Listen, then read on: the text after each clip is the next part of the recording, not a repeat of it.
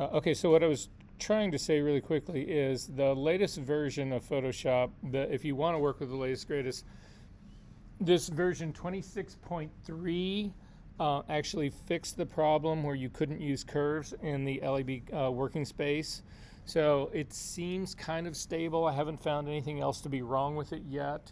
It still doesn't do history snapshots, naming them the way that they're supposed to be, but there's a workaround for that. It's pretty minor. So if you want to work with this, at least so far, I have not found anything that's worse than, it's better than any other, it's as good as any other version of 26 that I know of. The last version that I have that works with history snapshots, which we will get into in a few weeks, is this 25.9.1. That's the actual one that I'm using. So at any rate, for whatever it's worth. However, I am constantly having that problem of every time I click on a Photoshop file to launch it, half the time it wants to work in 26, the other half of the time or 25, and the other half of the time it wants to work in 24. So welcome to my hell. At any rate, so to get back to this whole thing about doing masking, I want to start with something. There's a file that is pretty far up into the ranks of what we are. It's much later than, because right now this is only session 3. I want you to go to session 9, if you will. So go to your assignment folders. Does everybody have the complete set of assignment folders? Is anybody missing any of that? Okay, so go to session number 9, and inside session number 9 there is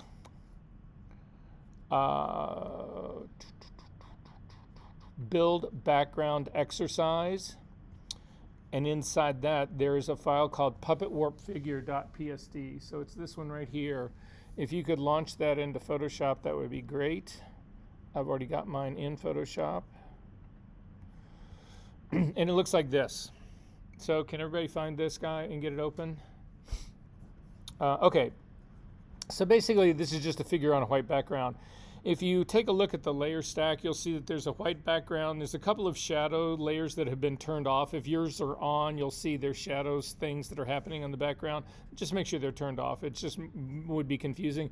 And then there's a figure group. So if you take a look at the very top, it's a folder. If you click on the little down arrow or the little arrow on the side, you can take a look inside this folder. It's actually pretty complex.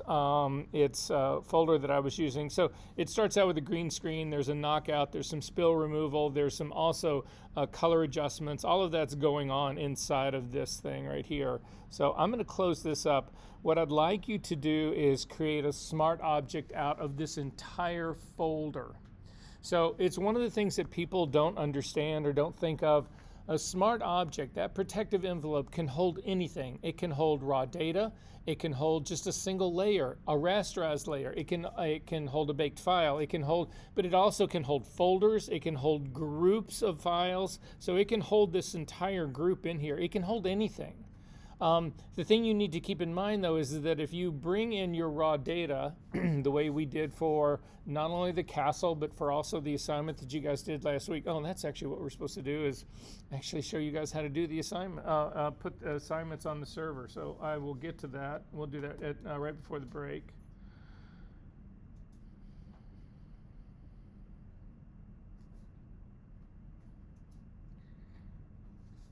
So anyway, I just want you to realize that part. So to see what I actually mean by that, we're going to pull all of this, all the things that made up this image, we're going to put that into a smart object by itself. So go ahead and collapse the folder, click on the figure, and then come up to the layer menu, down to smart objects, and to convert to smart object. And you'll actually see that when it converts to smart object, it actually takes on, it's still got, I'm just turned off the bottom layer, which is the white background. You get the transparency, and so this thing will work as if we are on a transparent background. However, if you double click on the smart object, now that you've made it, double click on it, again, this will open up in its own window. This is another file now, and inside that is still this file that's got all of those elements in it. So I just wanted you to realize that you can make smart objects out of pretty much everything. So at any rate, that's how I'm going to start this whole process. So is everybody good on this part? Okay.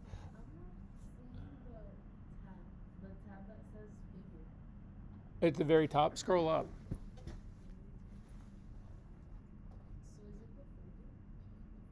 It's right there. Yeah. Look, click on the little arrow. It'll open up. There's all the things that are making it up. Scroll down in there. See how they're all indented in? Yeah. That's how you know they're actually in that group. So you can go all the way back up again, collapse the folder. It's still active now. Go up to layer, down to smart objects, and wait a minute, and convert to smart object. And now you got the same thing I got. Okay, so go ahead and turn on the background.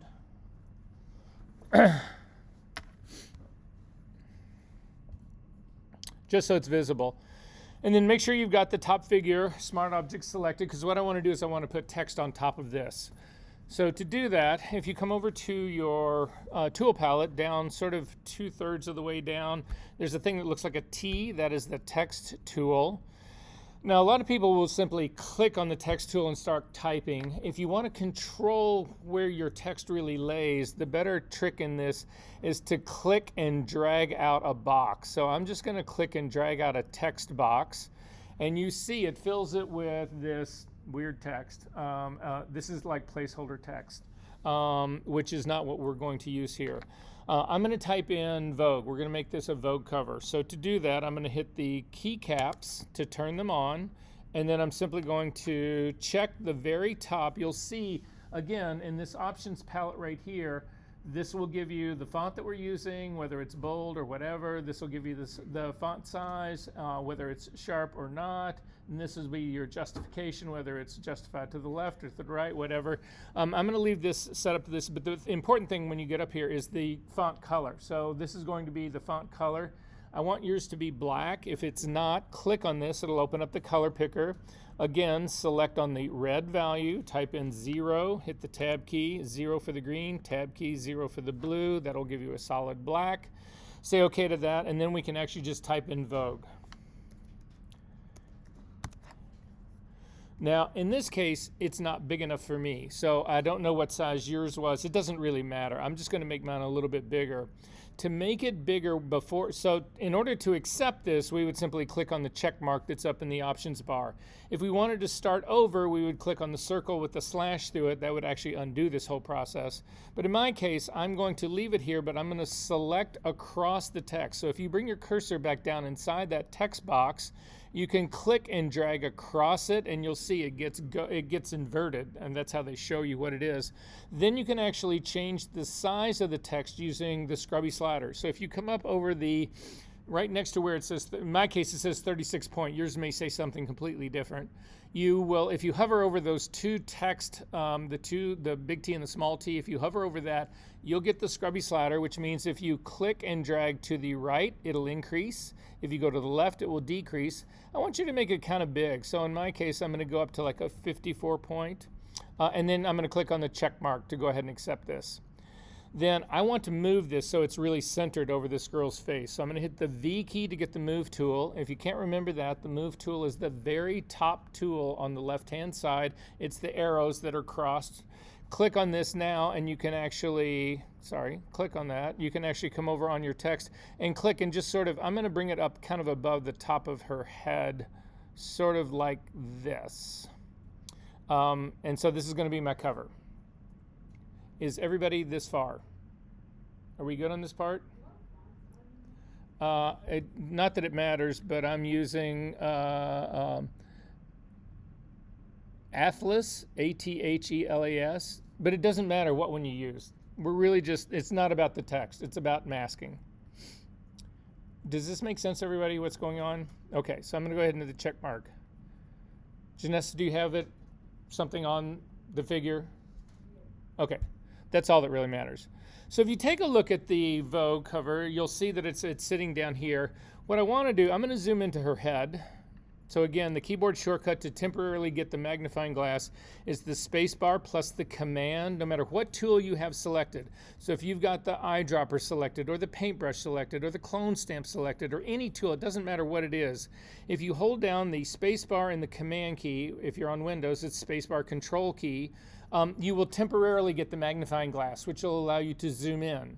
If you add the option key to that, so now I'm holding down the spacebar, command, and option, you'll see that plus sign in the magnifying glass changes to a minus sign, and it lets you zoom back out. So it's just a very fast way to zoom in and out without selecting the magnifying tool and then having to come back to the tool that you just had previously. So if you just hold down the spacebar by itself, you temporarily get the hand, and you can actually bring it in so it looks like this. So when I look at this text, is the text on top of her? It is, right? So does that mean the text is in front of her? It does, right? So I want the text to appear like it's behind her, which means it would be the part that's right around her head would be hidden, correct? So I'm going to grab the eraser tool. The shortcut for the eraser tool is the E key. If you can't remember that, it literally is in the very middle of the toolbar. If you click on it, looks like eraser. It looks like a pencil eraser. If you click on this and fly it out, you'll see that there is an eraser tool, a background eraser tool, and a magic eraser tool. You want to make sure that you've got the eraser tool selected, the one that's at the very top. When you do that, you've got options at the very top again. You'll see if I click on this, I've got a drop-down menu. So I've just clicked on the type of brush tip that I want. So this is in my case, it's an 80 up here. Yours will be different. That's the size of the brush. If you click on that drop-down menu right next to it, you can see that you can control the size of the brush and you can control the hardness of the brush. I'm going to ask you to drag the hardness up to about 50%. What we're going to do is we're going to try to erase part of this Vogue part. I don't want a really hard edge because her hair is pretty soft around here, but I do want a hard edge enough that it doesn't like just look like it's fading out. It needs to look like it's really behind her. So this is the version that I'm going to go with. Yes? So if we click out of that, to get this flyout menu to go away, remember, you do not want to touch your image. So you simply click on the word Adobe at the very top and it will go away. If you then hit the B key, are you hitting the B key or the E key? Okay, and so when you click on your eraser and you get your flyout menu, what do you see? Okay, so then when you actually look up at the very top, what do you see?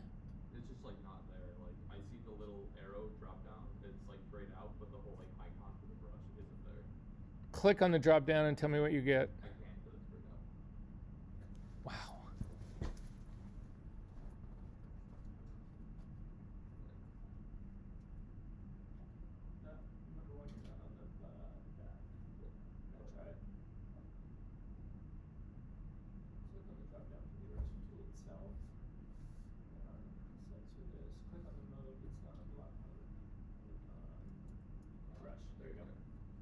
So to show you what Aaron was having a problem with, the type of eraser tool, his was not set to brush, it was set to block. And then you'll see this all gets grayed out. So just make sure if that happens, it's set to brush. Click on the drop down, 50% hardness for the brush. You can leave it 100% opacity. I'm going to take my flow all the way up, 100% flow. The rest you can leave it its default. And then we're going to come down here and we're going to try to erase that. So again, I'm working on the Vogue issue right here and I'm going to click and start to erase. And you will get this warning and it says, this type layer must be rasterized before proceeding. Its text will no longer be editable. Do you want to rasterize this type? I do not want to rasterize this type. But what you realize is that the eraser tool only works on pixels. This is not a pixel. The type tool is what they call a vector.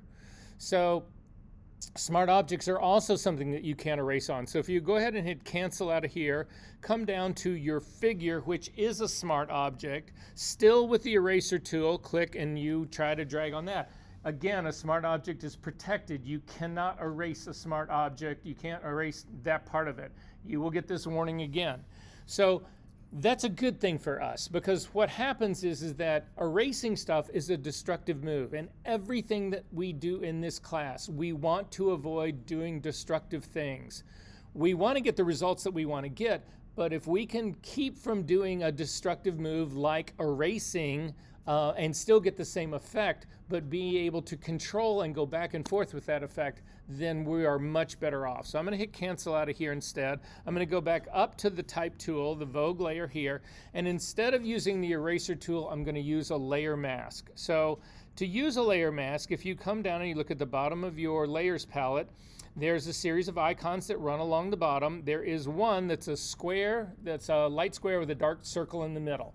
That is the add layer mask icon. Now, if you can't remember that, there's a million ways of doing this. If you come up to your layer menu, you can actually come down. I'm pretty sure that you can add a layer mask right here. You can add a layer mask that shows all or hides all. So there are other ways of doing this, but if you get in the habit of using these icons that are at the very bottom, they work everywhere. They're omnipresent, and they're just faster.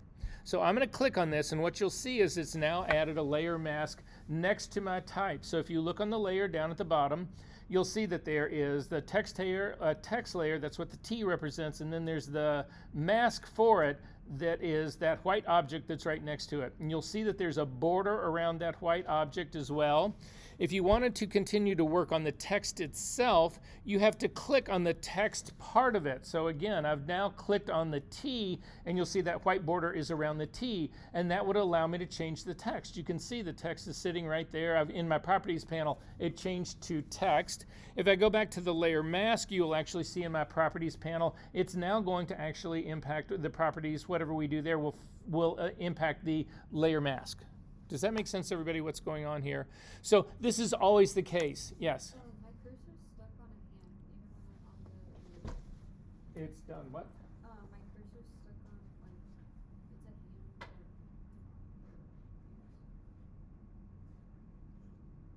hand. Interesting. Key was sticky, the space bar. Okay. So to use this, we want to make sure on the layer mask. So again, remember on a layer mask what happens. Well, I'm just going to show you what happens first. So if you look down at your foreground color right now, we need black to be your foreground color. So you could click on the color picker and actually open this up and change it to 000 in the RGB. I'm not going to say don't do that. Instead, simply hit the D key. The D key will default your colors to the standard foreground and background colors. Now, in my case, that actually flopped mine. It made the white my foreground color and the black my background color. That's okay. Simply hit the X key and it'll change. So I want to make sure everybody gets that one again. So click on your foreground color, and I want you to really put in a color now. So type on red 255 and say okay to that. What you'll notice now is it didn't turn red. The reason it didn't turn red is because I am on a layer mask. Layer masks can only handle grayscale. They cannot, there's no color in a mask. So if you want to really see that, what that means is that if you now click on the figure that's underneath it, and then click on that same spot to open up and type in 255 and say okay, you now do have a red color that's actually in there. However, I want to work with just black and white. So the keyboard shortcut to default this, no matter what you have in your foreground and background colors, is just the D key. There's no modifier, D key for default. And you can see it goes to black and white. If white is your foreground color, the shortcut to actually flip them is the X key. So X key just goes back and forth and back and forth and back and forth. I want you to make sure that black is your foreground color. Go up to your image that's got the text layer that's got Vogue on it. Make sure that you've clicked on the layer mask that's actually got the border now around that white spot. Hit the B key to get a brush. If you can't remember that, again, it's about a third of the way down in your layers and your toolbar. Click on that, make sure that it is the brush tool. Again, we've already gone through this. So in my case, my brush is too big. Again, I want to be able to work pretty tightly around this hair part. So I'm going to use the bracket keys just to the right of the P key to make my brushes bigger or smaller. Some of you guys know how to do heads-up display where you can actually watch it happen in real time on that. If you're into that, go for it. I try to keep this as simple as I can. So I'm just going to use the bracket keys right next to the P key. The one that's immediately to the right of the P key makes your brush smaller. So I'm going to make mine a little bit smaller. And you can see my readout up here. If you want the same brush setting that I've got a 60 pixel wide brush. Again, it was set to 50% 50% hardness. It's a normal blending mode, 100% opacity, 100% flow. Working with, now you'll see that my color now has turned gray again. So again, you want to hit the D key to default your colors to black and white. Then hit the X key to make sure black is your foreground color. So painting on this layer mask with black, black hides. So if you start to click in the middle of this, you can see as I start to knock this whole part out, I can paint through this part so that it hides those letters. So again, we could not do that with the eraser tool. But if you now look at the layer mask on this Vogue, on the text layer, you'll actually see there is a black spot on here. That black spot is hiding the text. That's all it's doing. So if I zoom in to this area on mine, you can see that I overbrushed this just a little bit. You see what happened to the U here? I can fix that. I can go back in. If I now paint this area for white, it will actually bring it back. So everybody do this with me. Before we change this to white, go ahead and really knock out part of the U. Okay, wow, I blew that. I went way too far on the U. So if you hit your X key, white is now your foreground color. And so what we're going to do is we are going to be painting on this area that was black. We're going to be painting white to allow the text to show again. So I'm just going to start to work my way sort of through this part like this. And now all of a sudden I've got this fixed. So the advantage of a layer mask is you can go back and forth with these things. Does this make sense, everyone? Okay, so couple of things. If you want to actually hide your layer mask, the keyboard shortcut for that is just the shift key. So if you hold down your shift key and you click on the layer mask, it puts a big red X on it, it hides it, and the Vogue comes back on top of the girl. If you want to undo the hiding part, hold down your shift key again and click on the layer mask again. But doesn't it now look like, if you zoom back out, doesn't it look now like that the Vogue is behind her? Wouldn't you agree? Is this working for everyone? Who's this not working for? Okay, if you want to see the layer mask by itself, if you're on Macintosh, you hold down the, I think it's an Option key. Yeah, it's the Option key, which is also the Option key in Windows. If you hold that down and click on your layer mask, it just shows you the layer mask. So now I can't see anything else in my image. I'm just looking at the layer mask. And I can see that there's, okay, this is what it looks like. If you hold down the Option key and click on it again, you get the whole Vogue thing comes back. Does that make sense to everyone? We good on this part? Okay, I'm going to click on the text part. So I'm clicking on the whole layer text part. I'm going to hit the V key to get the move tool, and I'm going to push this over to the side. And what you can see is as I push it over to the side, so I just drug the whole text layer to the right. What ends up happening is that the mask itself moves with the type. So the type now is, I've got a big hole that's on the background that I don't want, and I've also got text now that's sitting on top of her head again, which I did want. So the problem that I have with that is that the mask and the text are moving together. They are connected. So I'm going to undo this really quickly. Command Z will bring it back. If you want to move the text and still have it function so that the text is hidden on top of her face, you click on this link right between the two. So look at your layer mask and look at, it's supposed to be a chain link between the text and the mask. If you click on the chain link, I'm going to now move the text layer. So you need to make sure that the text layer is selected. So the border is around the thing that looks like a T. I'm going to hit the V key to move it, and then I'm simply going to click and drag over. And you can see that no matter where I put this, the mask is not moving. The text is moving behind it, but the mask remains in place. So I can adjust this so that I get any part that I want. Oh, I want the Vogue a little bit higher. I don't have to repaint the mask again. Does that make sense to everyone? Good on that part? All right, Command Z to undo that. Instead, you could select by accident the layer mask itself, not the text. And now when you move the layer mask, again, hit the V key to move it. Again, I've got the borders around the layer mask. I can now move that around, and you see this is now hiding other things. This is not just staying on top of her head. The Vogue, the text is not moving, but the mask is. Does this make sense to everyone, what's going on here? We good on this part? All right, Command Z to undo that. If I want to connect them again, yes? I'm sorry, your student is doing what? Or isn't doing what?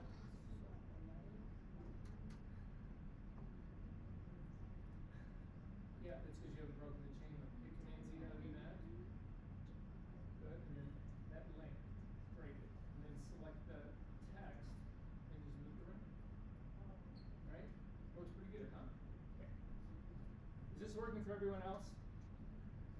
Okay, a couple of things about this.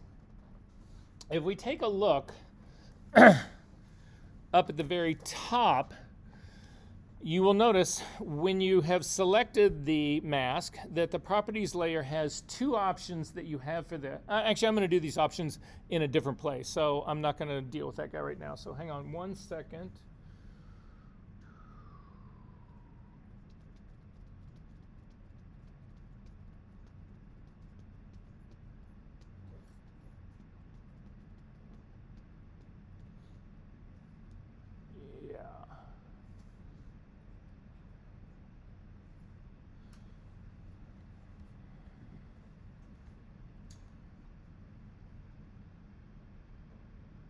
Okay, I'm going to go back to something that we did in the very beginning. Do you still have a copy of your castle? Because I asked you to keep a copy of the castle where we did the masking on it really quickly. I want to go back in and take a look at that. You can close this up. You do not need to save it.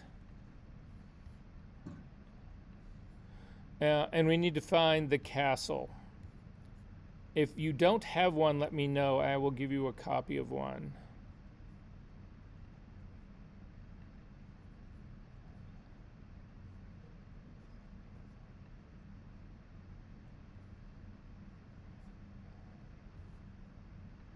Does everybody have this? The one that we worked on? Okay.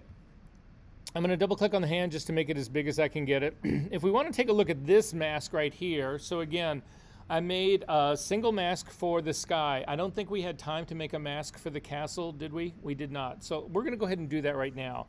I'm going to turn off the eyeball for the very top layer, which was the which the sky was showing. I'm going to turn on the castle layer, the one that's actually in the middle, and then I'm going to make a selection for the castle itself. So if you zoom in,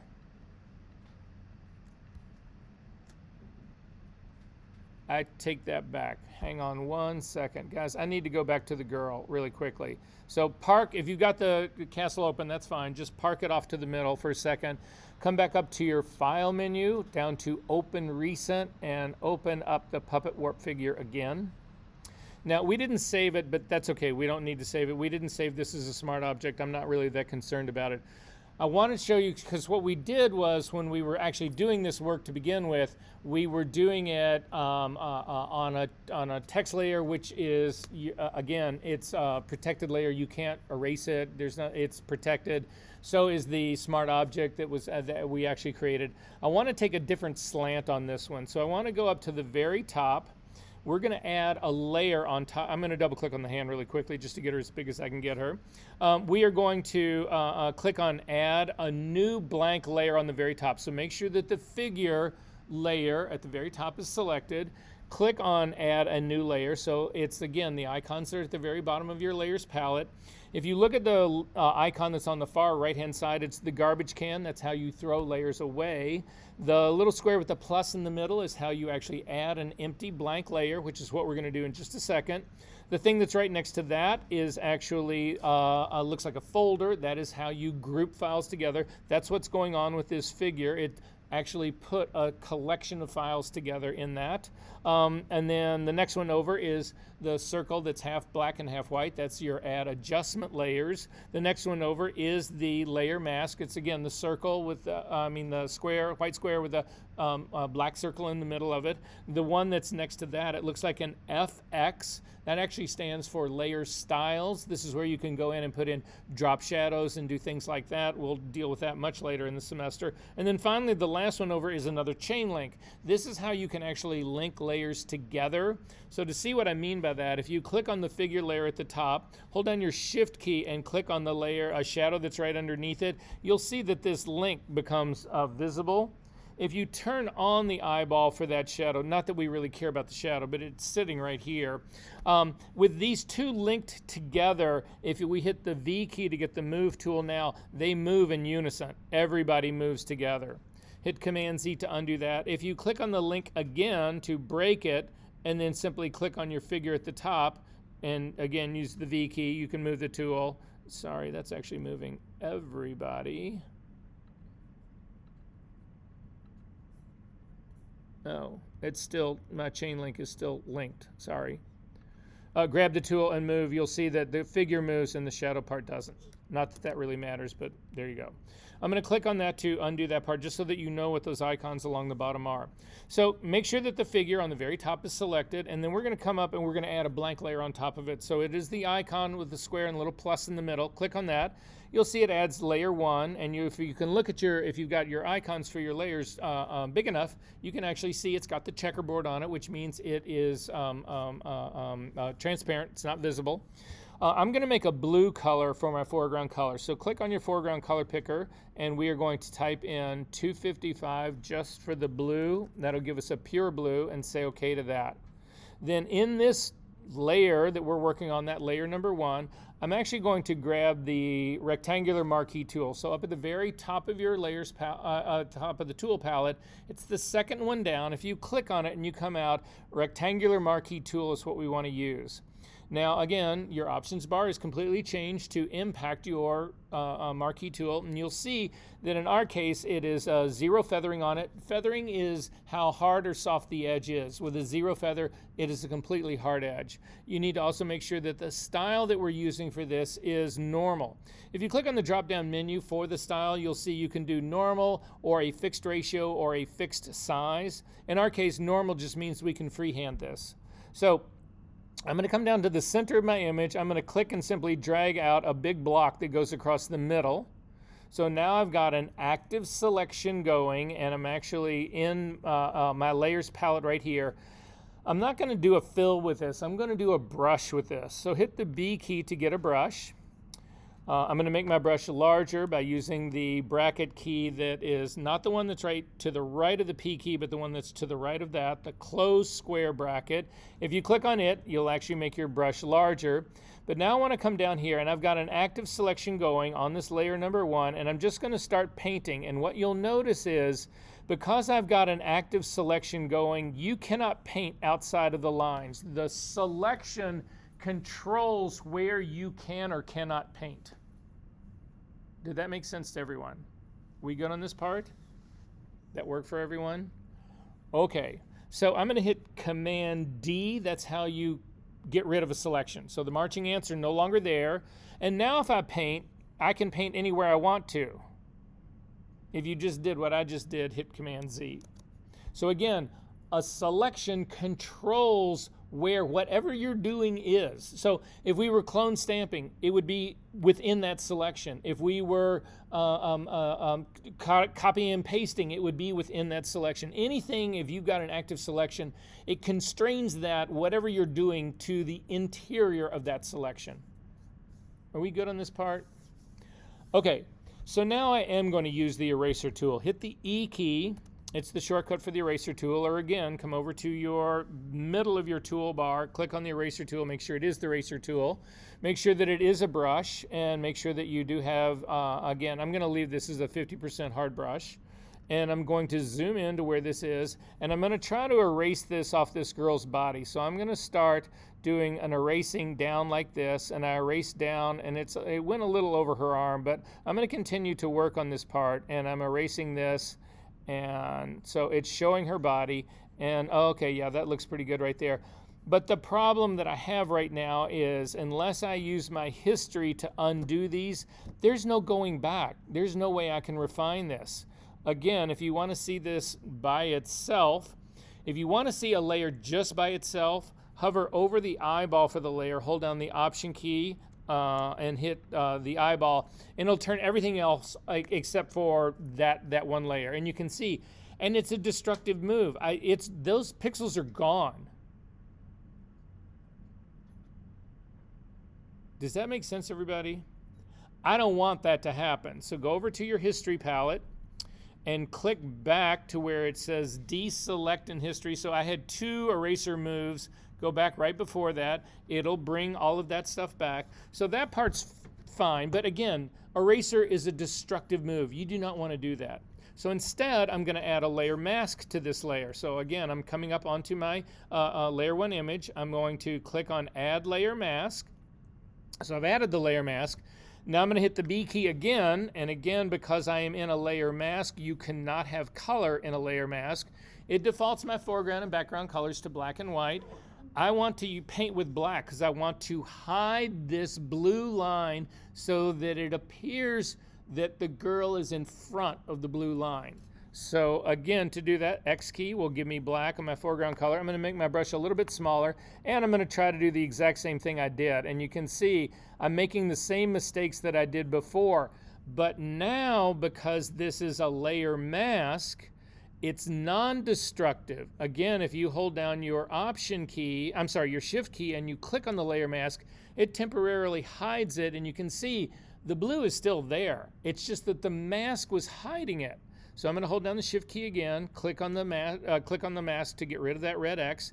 And now instead, to refine this, I'm going to go to the B key again to a brush. I'm going to then use the X key to get white to show. White will be my foreground color. And now I can paint along this line and bring this all back in.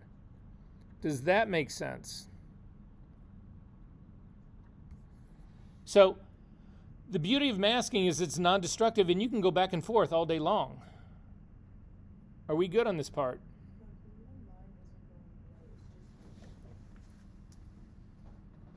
So when you start to do this kind of work, guys, you got to make sure every now and then that you recheck to see where it is you're really on.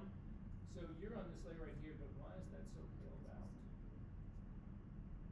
Go back in history to where you did a deselect.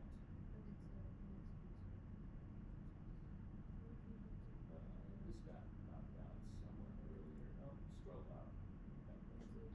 So just do the rectangular marquee tool. Click on that and then just fill it with blue. It is blue already. So to fill it quickly, I'm just going to do that in here.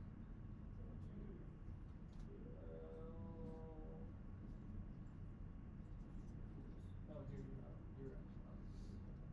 And now up to that in here. Down to fill. And then just make your foreground color. And then Command D to deselect. Okay, and then put a layer mask on there. So the little icon at the bottom. Okay, so the beauty of this is it's non-destructive. However, this can be destructive. This is something, I don't know who has taught all of you people how to do this. And I'm not blaming you. This has happened in every single class that I've ever done this in. So whoever is teaching this should be spanked.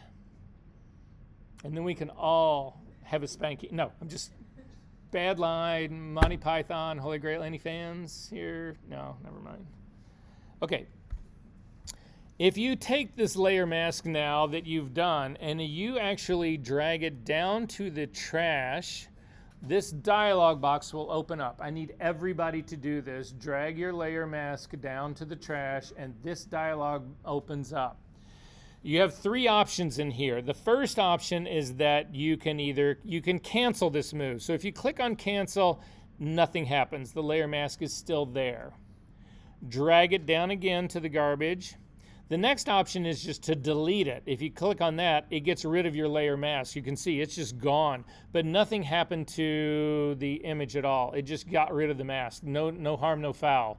Command Z to undo that. The last option here, again, we're going to drag it down one last time here, is apply this layer mask. If you click on that, you can see it is a destructive move. Those pixels are now gone. If you hold down your Option key and click on the eyeball, they're no longer there. There's no way I can refine this mask again. If I need this to actually work on it some more because I realize I blew this, it wasn't really a great thing, then I'm screwed. Then that's where I'm at here. Does that make sense, everyone? This you never want to do. You want to always keep your layer masks because you can always refine them. You can refine this in 10 years of all of a sudden it's like, this happens to me all the time. I have clients who call and ask to see something and I'll pull a file up that I worked on a year or two ago and I'll refine it again before I send it out to them. I mean, I do it all the time. All right, Command Z to undo that so that it brings the layer mask back. Hold down the Option key and click on the eyeball again, and you'll notice that you don't see everything again. So if you want to see everything again now, You don't click on the eyeball. You come down to the figure. So I'm in the area where the eyeball would be on for the figure. You can click. It turns that eyeball on, and still holding down your mouse, drag down, and it will turn everybody else back on. Now, I'm going to turn off the shadows because I don't want to see them, but I did want the background on. And so anyway, does that make sense what's going on in here? Okay.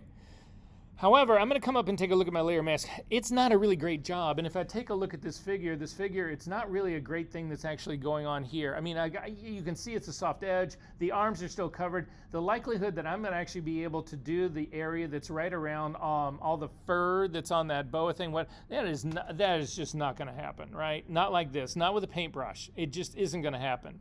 So I'm going to throw away this layer mask to begin with. I'm going to say delete it, don't apply it. I just want to get rid of it. Then I'm going to turn off this blue layer for just a second. I'm going to go down and I'm going to turn off the background as well. So now I've got this figure on a blank, on a transparent background. So if I make a selection of this, it's just going to be the figure. There is no background. So if I make a selection, it can't select the background because it's not there. Does that make sense, everyone? So I'm going to hover over the figure. I'm going to select the figure and hover over it. And I'm going to click and open it up. And I take that back. This is what I'm going to do first. I'm going to go back to what we did earlier. I'm going to go ahead and keep this collapsed. I'm going to turn this into a smart object. I'm going to turn my figure into a smart object. So to do that, again, up to the layer menu, down to smart objects and convert to smart object. That just put everything inside this smart object. But now it appears, you can see, I've got a layer that has the figure on it and no background. Does everybody have this? Figure on a transparent background. Okay. The best way to load anything in Photoshop is command click. We are going to do this to death in this class. So we're going to start right now. Hover over the thumbnail. You don't want to hover over the layer. You don't want to hover over the name. You don't want to hover over the right part of the layer. You want to hover over the icon. Hold down the command key and click, and you will see we get a set of marching ants that go around this. Did that work for everyone? Then I'm going to come back up and I'm going to turn on my blue layer. I'm going to click on it so that I can see it, and you can see there's marching ants that are actually going through that part. That's working great for me, but I now have an active selection. I do not have a layer mask on this, but I have an active selection. Now click on Add Layer Mask, and what you'll see is that you actually get a layer mask that was that selection. So if you hold down your Option key and you click on it and you can see it, if you have a selection going and you add a layer and you add any adjustment layer, anything, a layer mask, an adjustment layer, anything, that selection will be created as a mask. And that's what I've got going on here. Is that working for everyone? Okay. I'm going to hold down the Option key again and turn that off. So, but what I wanted was the mask is exactly the opposite of what I wanted, right? I wanted the blue bar to stay there. I just wanted it to be behind her. Now it's just sitting on top of this. So I need to invert my layer mask. Remember, if you look at the mask right now, where it is white, it's allowing it to show through. So where it is white is her figure, is her body. That's where it's white. So that's how come you can see all the blue there. Does that make sense? So I'm going to invert the layer mask. So make sure that your layer mask is selected and hit Command I. So now you can see it actually goes behind her. It's relatively well done. There's a little bit of edge issues that we've got here. We will, when we get into doing compositing, we'll go after these edges. As a matter of fact, we'll get into this today, so a little bit more. But anyway, does that make sense what just happened? Now, if you can't remember the Command I, if you look at the Properties panel for your masks, you'll see there is an Invert button. And if you just click on the Invert button, it will actually change things and you can go back and forth. Is this working for everyone? Okay, I've got this layer mask is now selected. It's hiding everything. Now I'm going to go back to my blue background, to that blue stripe. I'm going to hit the B key again. Blue is still my foreground color, and I'm just going to go crazy about painting on this. And you'll see that because the layer mask is protecting this, I can't go outside of those lines. If you take a look at the layer mask itself, it's not changed, but look at here, I'm going to just hold down the shift key and get rid of it. That's what I've painted on my background. I don't have that stripe anymore. But because the layer mask was actually controlling where this would show up, it stays on my background and it doesn't show up on my foreground. Is that making sense to everyone about what's going on here? We good on this part? Okay, let's close that up and we'll go after the castle. Although I've got a perfect 2 o'clock right now, I'm going to say don't save this. Let's take a quick break, a hard 10, guys. Be back at 10 after 2, and we will go after the castle. Okay, back to where we were. So you'll notice right now I've turned all of this stuff on and I can't see my image. I can't see any image. I've got my layers. I've actually got it open, but I don't see it anywhere. That means it's probably off somewhere. It's actually down here on my part down here. So again, I want to see the whole thing. I'm going to double click on the hand. A couple of other things that I wanted to talk with you really quickly about castles before we get into refining masks, which is where we're going to actually go in the next part with this. So let me make sure that recording is actually going. Yep. Okay. So if you come up to, make sure you've got all your layers on, go up to the very top layer, select the layer mask, and then hold down your option key and take a look at it. And you can see that in a layer mask, again, black hides, black conceals, white reveals. So in this case, what's happening is you can see from the thumbnail that it's hiding the castle, it's hiding the ground, the grass, all of that kind of stuff, and it's just showing the sky. That's what's actually going on here. That's why when you see it, again, hold down your option key and click on the layer mask again. That's why you see the dark sky, but then you see the other more processed, brighter pieces of grass that are underneath it. So I tend to always think about my masks as hiding. The truth of it is they do both. But when I look at this, I say, okay, the mask is hiding the castle and the grass. That's what I just say in here. I don't think about the white part.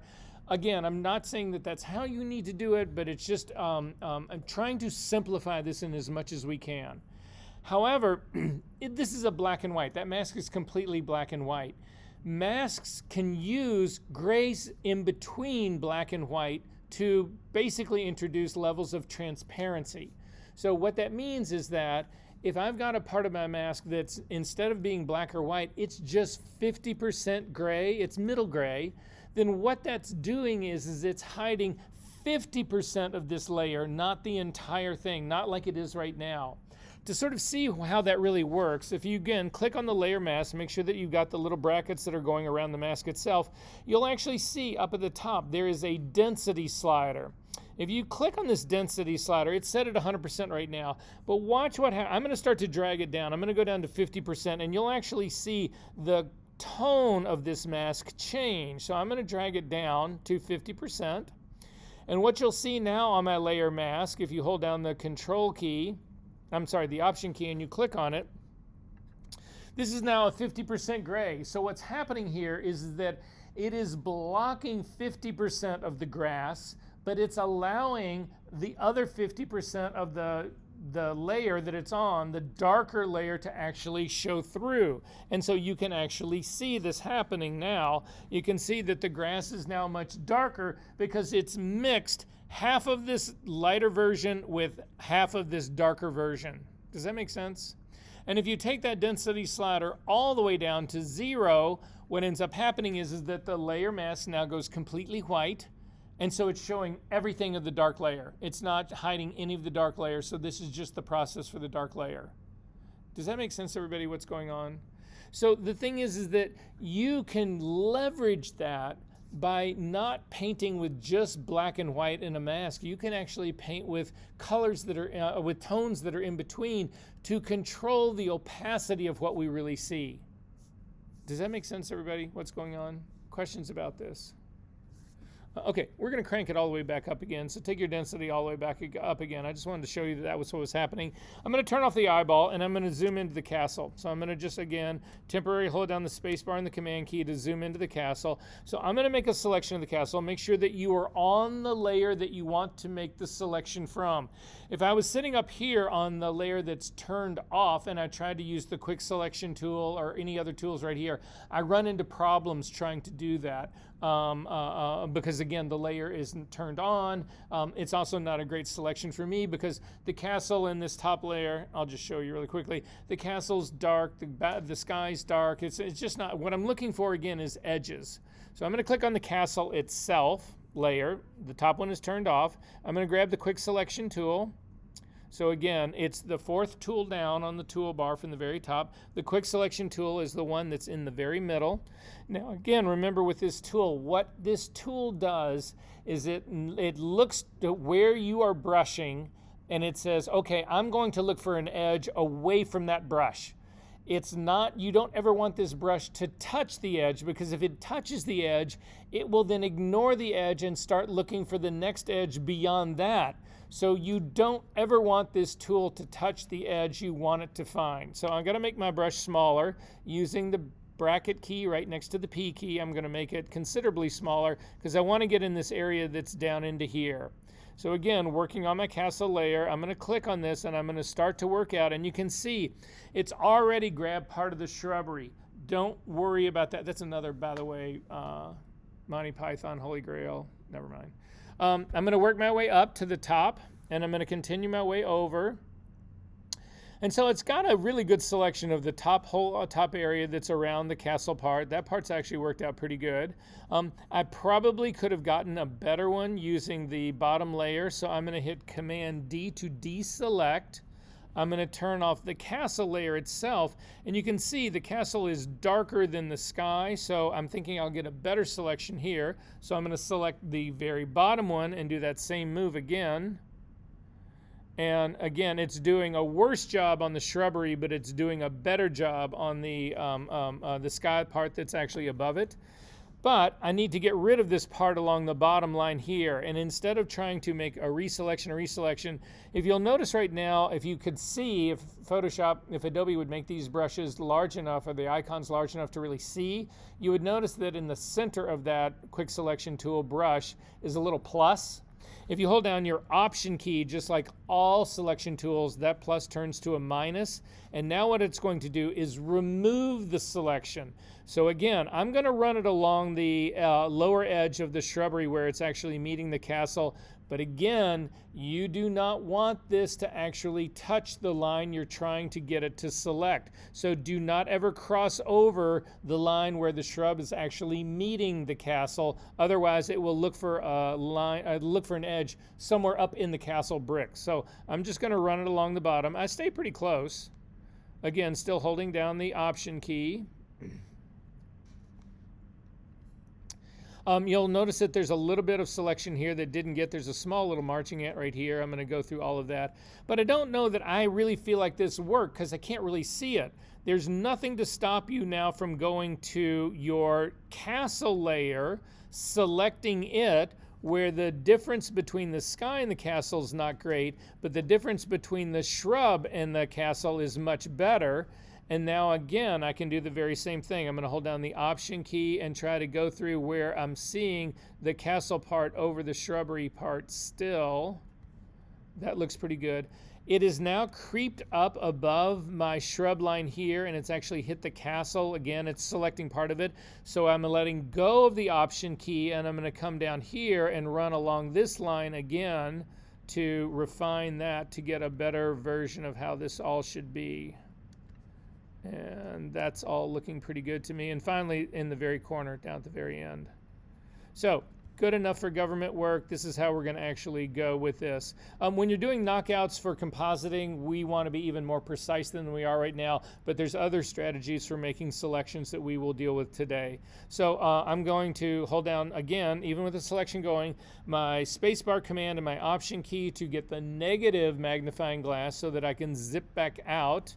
And then I'm going to select my castle. And remember, Anytime we have an active selection going and you want to, and you add a layer mask, it will add that selection as your layer mask. So with this selection going, the castle layer, the one in the middle is selected. Click on the icon at the very bottom of the layers palette that's got the square with the little white, the white square, the little black circle in the middle. Click on that and you can see the layer mask that it just built actually has black, which is hiding everything except for the castle, which is white.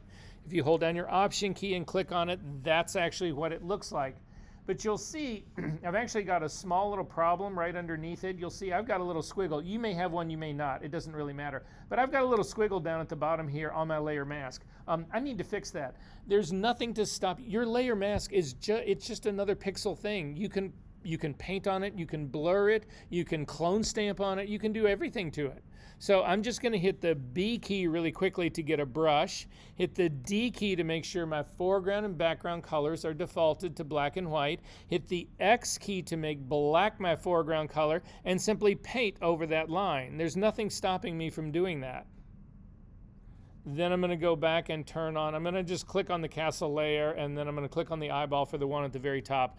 And this is now my composite of dodging and burning in all of this. At this stage of the game, I'm going to save my work. Command S will actually save it. And so this is where we're going to go. However, I've got a problem. And if you zoom into, I'm going to call it the heather. I don't know if this is heather or not, but whatever this grassy shit is, I'm going to go zoom into the area where it actually meets the sky up in this top corner. So I'm going to zip up in here, and you can see this is my problem right here. Do you guys see this white line that's running through there? That is not the best mask in the world. So what I want to do, if you want to see what's really going on, select your top layer, because that's where this is happening, and hold down your Option key and click on the layer mask itself. You can see what's happening is that it's actually not where the grass actually meets the line, where the grass is actually meeting the sky. That's where my problem actually is in this. If you hold down the Option key again and click on the layer mask, it'll turn it off. And now if you hold down, keep your Option key down and click on the eyeball, you can actually see this is where the problem is. I don't have all of the sky part that got reprocessed and is much darker. It's actually hitting the top of the grass, and it shouldn't be. I need to refine this edge. That's the problem I've got with this. Does that make sense to everyone? Okay. There's two strategies about going about doing this. There is the Select and Mask workspace. How many people have ever used the Select and Mask workspace? Good. So you don't know how to use it wrong. We're going to get to that today. However, I'm going to use the tool that was originally designed that evolved into the Select and Mask workspace because I find it more intuitive and I actually find like it does a better job. So we're going to go to a hidden tool in Photoshop. This is something you're either going to have to refer to the video or you should write down right now because it's hidden.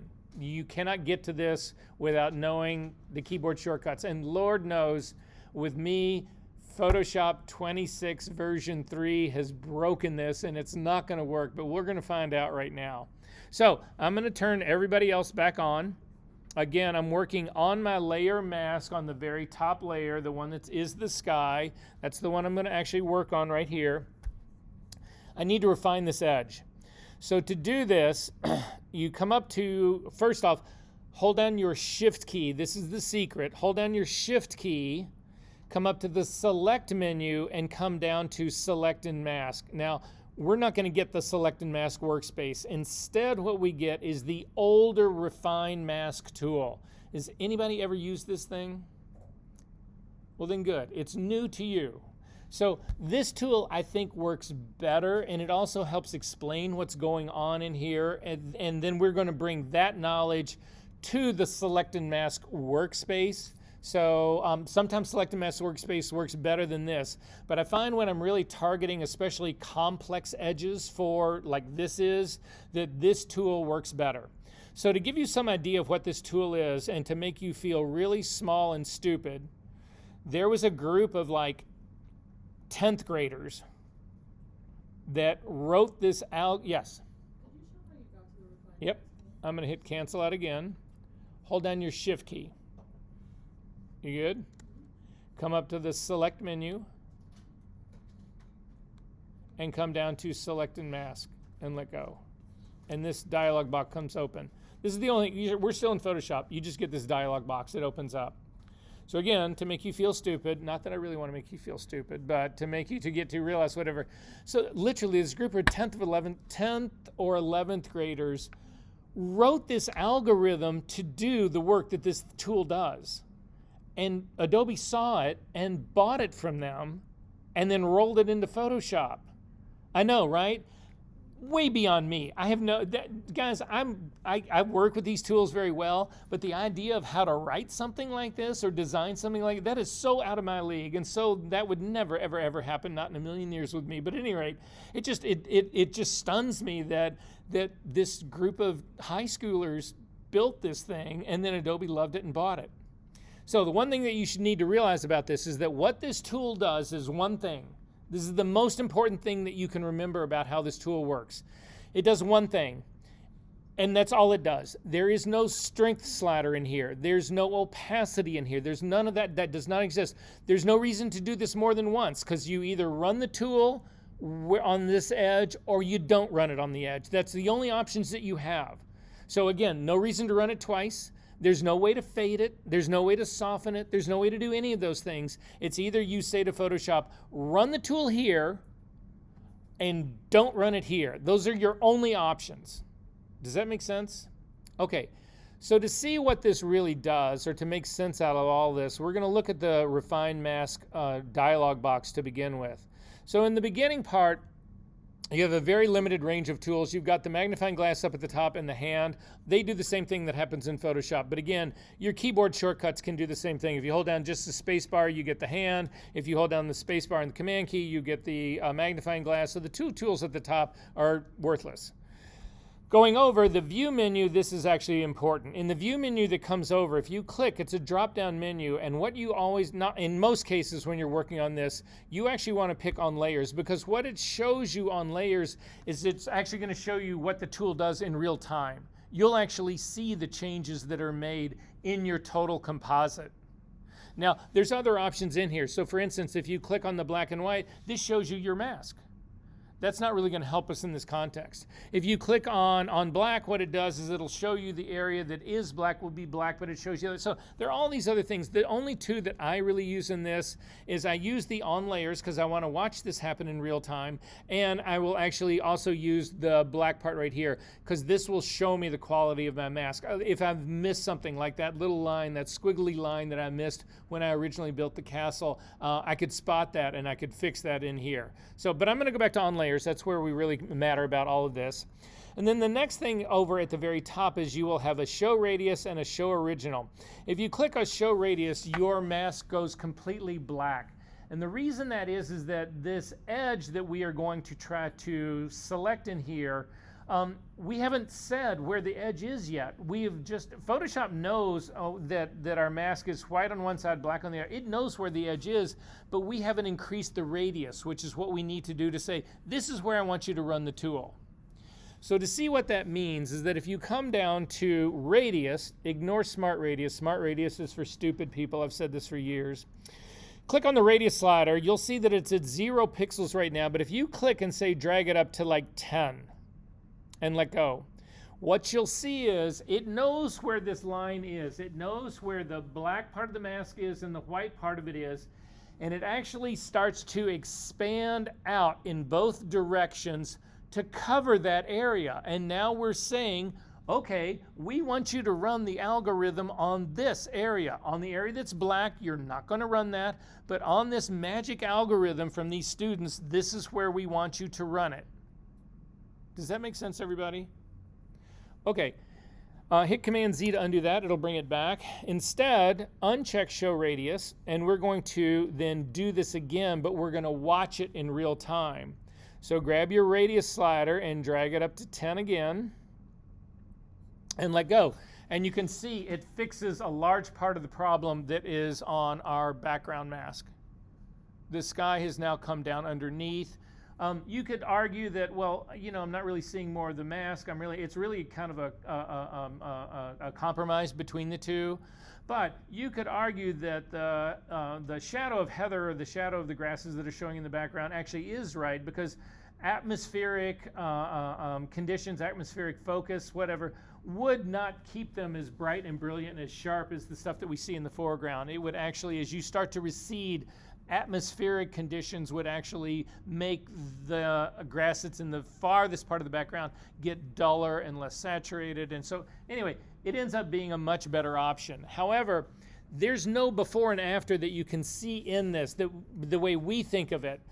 That is what the next line down is that this show original. So again, up at the very top, the box is down here to the show original. If you click on that, you see this brings back what it was like before we actually ran this algorithm on it. Does that make sense? Okay, so from my point of view, the 10 part works out pretty well. However, in my case, it was only 8, so I'm going to crank mine up to 10, just so there. And you can drag across this and just type in the value. So I'm going to type in 10 pixels here. Going down, we're going to look at the other things in just a second, but going down to the adjust edge and all of that kind of stuff, you want to ignore these things. There's much better ways of doing this manually. You don't want to use these. These are global controls. So if you ever got into trying to shift the edges of your mask, all that kind of stuff, this is not where we do it. We do it in other places. Down in terms of output, you have options in the output, and this matters. You could do it as a selection, which means that it won't change anything on your mask, but you'll get marching ants. You'll get a new set of them. It's not really that helpful to us. The next layer down is layer mask, and what that means is it's going to modify this layer mask right down here, and that works fine for us. The next option down is new layer, and what that'll do is it will create a copy of this layer right down here. It will put the brand new layer mask on it. It will then remove the layer mask and apply it as a destructive move.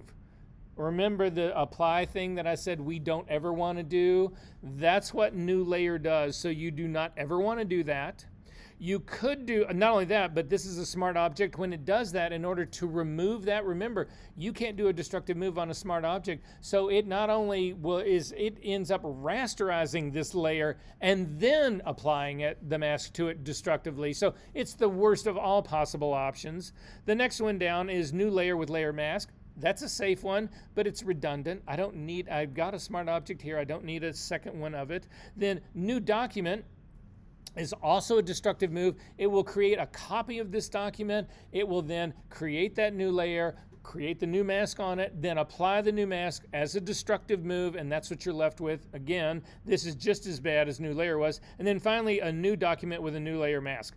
All of this, that is also an option as well, but why would you want another copy of this file with yet another, there's just no reason to do this. So the best option for all of this is going to be layer mask. We just want to fix this layer mask. We want to refine it. That's all we want to do.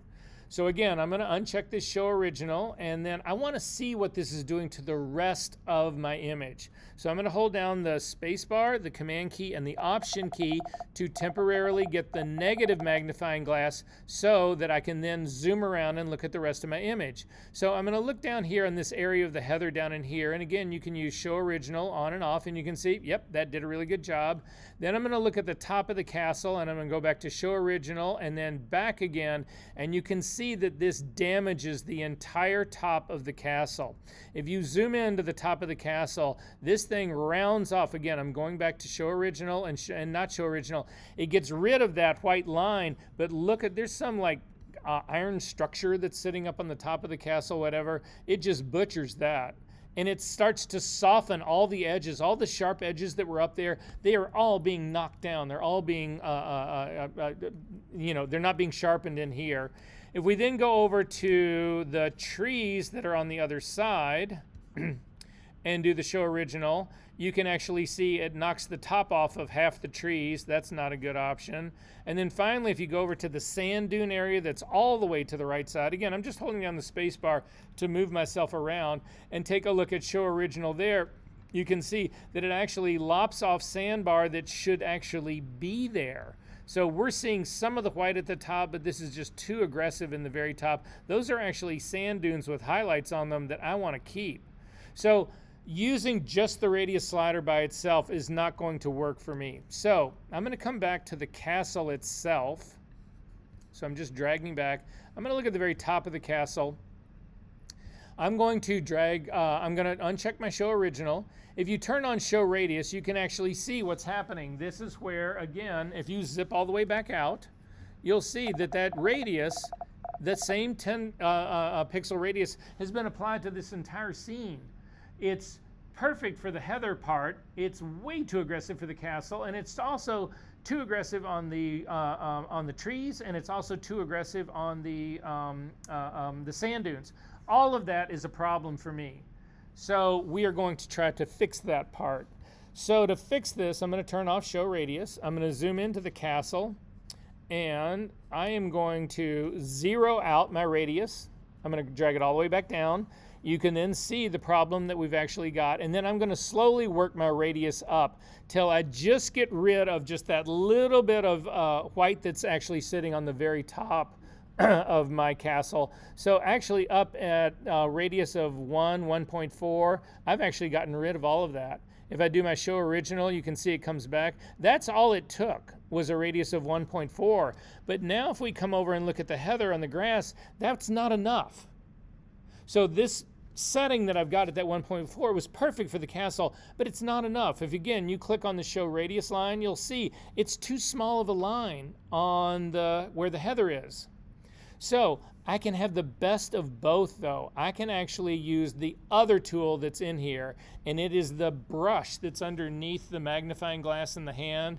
If you click on the brush, it's a flyout menu. You have two options in here. You have the refine radius tool and you have the erase refinements tool. We're going to pick the refine radius tool. You'll come over here, you'll see that it is a brush. You can control the size of the brush up in the options menu that's sitting up at the very top. However, it's just easier to use the bracket keys that are next to the P key. So I'm going to make my brush smaller. I'm going to zoom into the area that's where the heather is, and I want to make the brush large enough that it covers the part that I feel like is missing. So in my case, I've got a brush size of 15 if you want the same size that I do. The trick to this is to keep in mind, you do not want to use this brush anywhere you don't want it to be applied. So again, it was too aggressive on the castle itself, so we cranked the radius down so it only applied a very, very, very small part there. We're going to make it bigger here, but we don't want to make it so big that it actually starts impacting areas that we don't have a problem with. So I'm going to just start at the edge of the castle, and I'm going to click and paint a line along. My brush is staying right in the very middle. You'll see that it's laying down this sort of like very black shadow area. All of that's doing is showing you what it's ultimately going to end up impacting. So I'm going to continue to work my way up. You should be doing the same thing as I'm doing right now, and then let go. And you will see that now it has actually applied that tool to this area. If you click on the show radius, you will see what has happened. I have a very small area on the castle that was built by using the radius slider, but now the tool that I'm using is actually making that radius much larger in only this area. Remember, this tool only works where you say to do it and doesn't work where you say you don't want it to happen. So wherever you can see this as a radius is where the tool is going to be applied. Wherever you don't see it, it's not going to be applied. And that's basically how the tool works. I'm going to zoom back out. You can actually do this same work. You don't even have to watch it. You can watch this happen just in real time. I'm just going to zoom along the whole edge of this radius to finish it all the way out to the edge. I would probably zoom in a little bit more and take my time, but I'm pretty close, and I'm all the way to the edge right here. Again, if you unshow the show radius here, you can see that now it has taken care of the heather. Again, if you do the show original, you can see that that's what it looked like. I'm back again. It's doing a very small job on the top of the castle, which is exactly what I want it to do. Perfect. And then over on the top of the trees on the other side, if I actually click on the show radius before, it's gotten rid of most of it, but you'll see that there's a couple of white spots that still exist in here. So I'm going to come in really tightly on my area right in here. Again, if you do a show radius, you can see that it's not big enough for some of the areas, for some of the trees. A lot of it worked out pretty good, but like this area right here is not enough. So I've still got my refine radius tool on, and I'm just going to click right there on a spot, and just here on a spot. I'm just clicking now. I'm not clicking and dragging. Yes? It's not letting me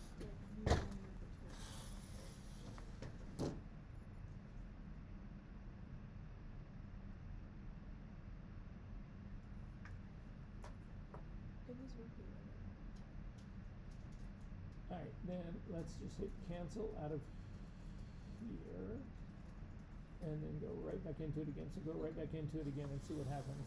So again, hold on the shift key, up to the select menu, down to select and mask. Did it come up?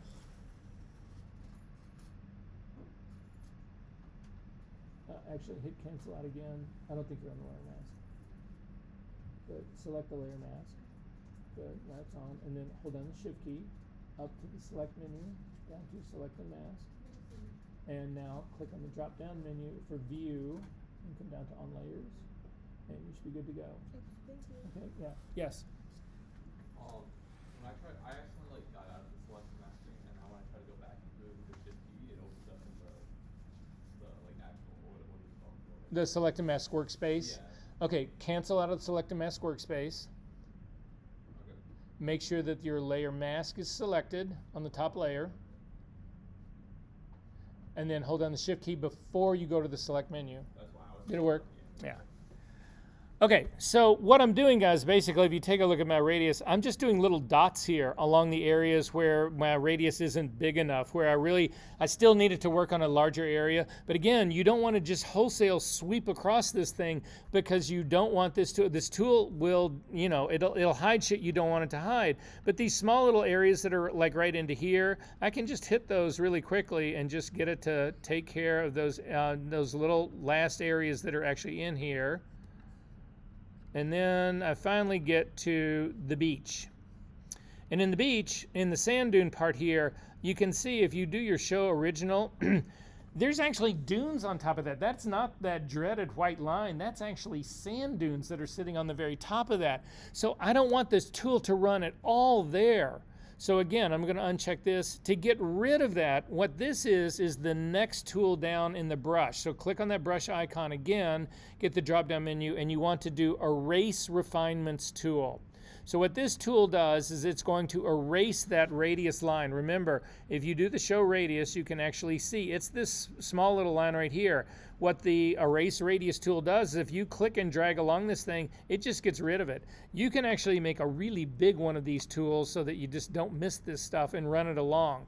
Now I'm going to get rid of the show radius because I don't know where to start. It starts right here in this area. So I'm going to click and drag across that to get rid of all of that. But then I'm going to do the show radius. I'm going to back all the way out. I'm just using, again, my Command Shift and Option to get the to zoom back out. I'm going to make my brush a little bit bigger, and I'm just going to sweep across this. This is a blunt tool, and so now what you can see has happened in this. You can see I'm going to move my radius. So what I've done is I've got a large radius for the heather that I painted in. I've got this small, really graphic line radius that I made using the radius slider tool. And then I've got this sort of modeled version. It's a combination of just the brush, the adding to brush, and the original line. And then I've completely eliminated it from this other area over here. This is the only thing you can do with this tool. So what I am saying is, run your magic algorithm on this area and nowhere else. But I'm very discriminating about the area that I want it to actually be run. Is this making sense? Yes. Yeah, so would you suggest when doing this like on another image using the radius only on like the parts that require the least amount? You easily could do that. Let's say you only had a very small problem area and you didn't want to bother erasing it from the whole rest of the image. Just go in with the brush. You don't have to use the radius tool at all. The slider, you don't need to use it at all. Just go in and hit a little bit of that small little area you need and you're done. But again, guys, this is an on or off switch. There is no strength slider to this. There's no reason to do this a second time. It won't do anything. It will simply do what we've just done and you won't see any change. It's not progressive. You can't add to it. You can't subtract from it. There's no opacity slider in here. None of those controls exist. It's just run it here or don't run it. And that is the only option. But it works shockingly well. And just now you guys know about it, so we can actually say, okay, so I'm going to click on okay. And then you can actually look at your whole overall image and just do a Command Z and a Command Z, and you'll see what a radical difference this thing ultimately makes. So Command Z undoes it, Command Z brings it back. I mean, it's insane. But this is how you get into that really detailed level of refinement. Is this making sense, everyone? Are we good to go on this part? Okay. Yeah, and then again, I would save my work, Command S, save your work. So final thing that I'll say about this is that you can look at this and you'll just say, well, yeah, Verser, I get the whole dodging and burn thing, but this seems extreme to me. This is like some freak show movie poster thing, right? I mean, the skies are just not like that. You would never have this really, well, you could conceivably have this bright heather thing with a really dark sky. Clouds can be coming in, all that kind of stuff.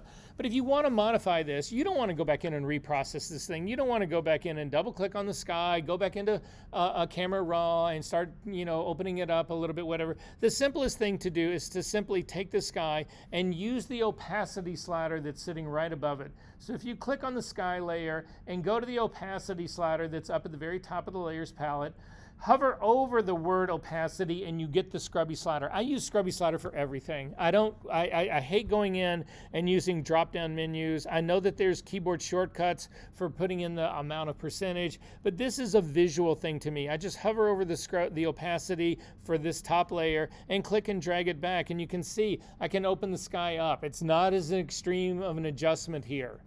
Is that making sense to everyone, what's going on here? Are we good on this part? Okay. You can close that file up. You don't need to save it. The next thing I want to go to really quickly is how you put in your homework. So to do your homework, again, hopefully everybody was able to get to our server before. So for the Macintosh people, I can show you how to do this. But for the Windows people, there was that PDF that showed you how to actually connect to the server. Does everybody have that? Is everybody still able to connect? So again, really quickly, if you're Macintosh, you simply come to the Finder. You go to the Go menu at the very top, click on the Go menu, and come down to Connect to Server.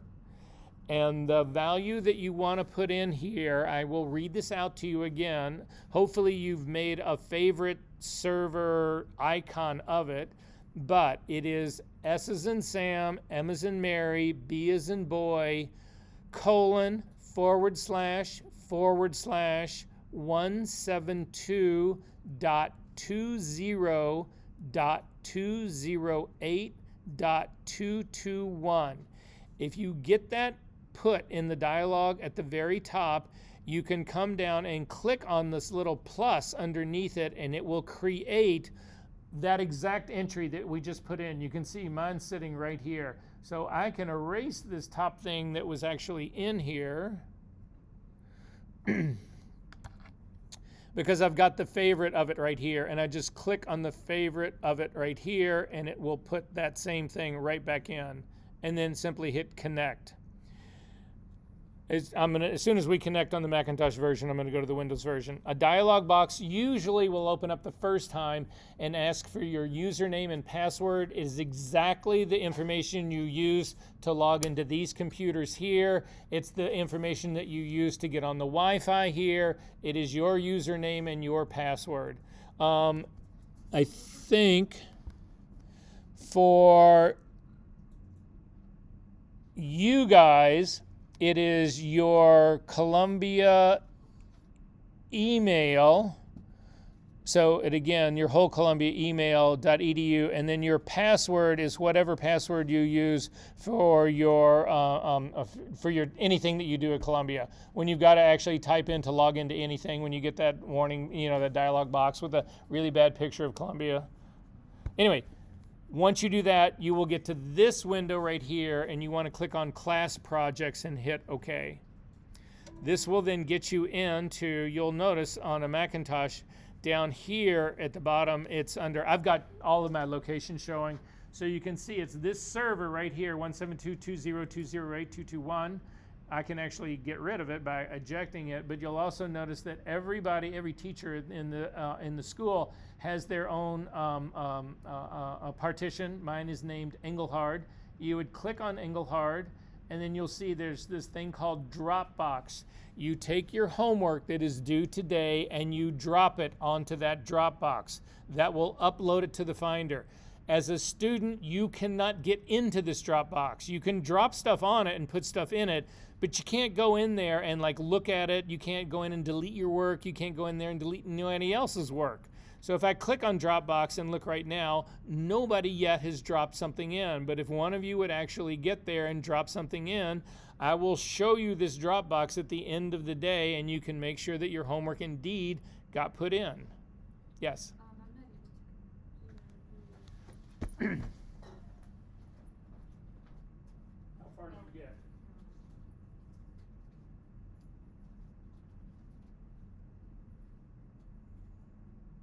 You're already connected, I think. Click on network down here at the bottom. We don't have everything showing. And nope, so go back up here to the close out of this for a second. No, just close out of the whole thing. Close the whole thing and then go up to the go menu down to connect to server. And click on that and then just double click on that. It should populate into the server.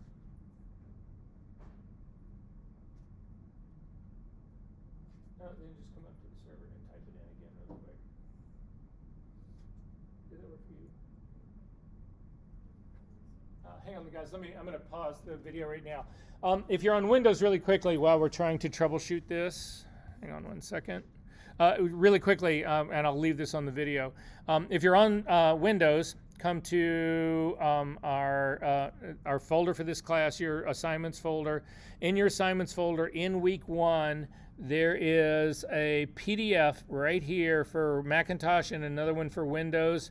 If you click on this, this is the steps that you follow for Windows. It's actually almost simpler than it is for Macintosh. So again, you would simply do, for the Windows people, right-click on your Start menu at the lower left part of your screen and click Run, or hold down the Windows and R keys on your keyboard at the same time. The Run dialog box should appear. In the dialog box, you want to type this in, quotes included in this. So take a look at this picture right here.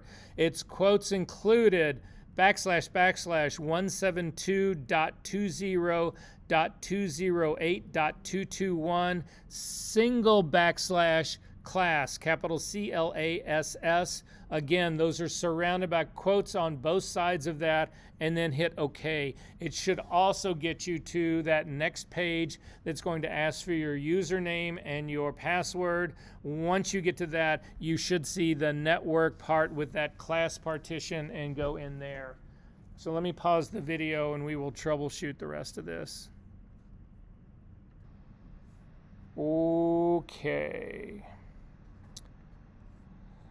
So we've closed up the castle. The next file I want you to go for is, if you can go into our class folder, our assignments folder. We're going to go into session number 3.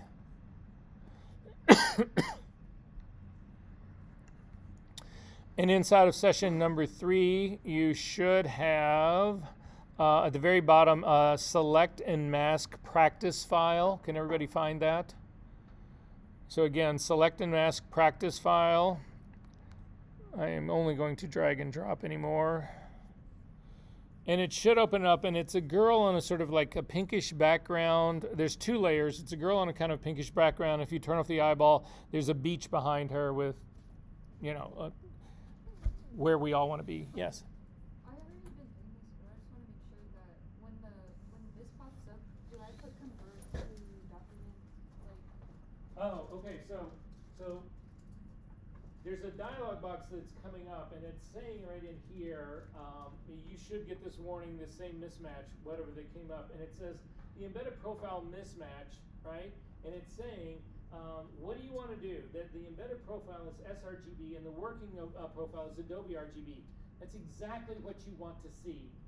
because that is the warning. Your working space for Photoshop is Adobe RGB, but this file, it's a working file that I picked up from somebody else. It was in sRGB, so that's a mismatch. So it's asking, how do you want me to handle this? It doesn't really matter. In our case, we're just going to say use the embedded profile because we're not saving this thing. And to be honest with you, even if you converted it, you wouldn't see any difference.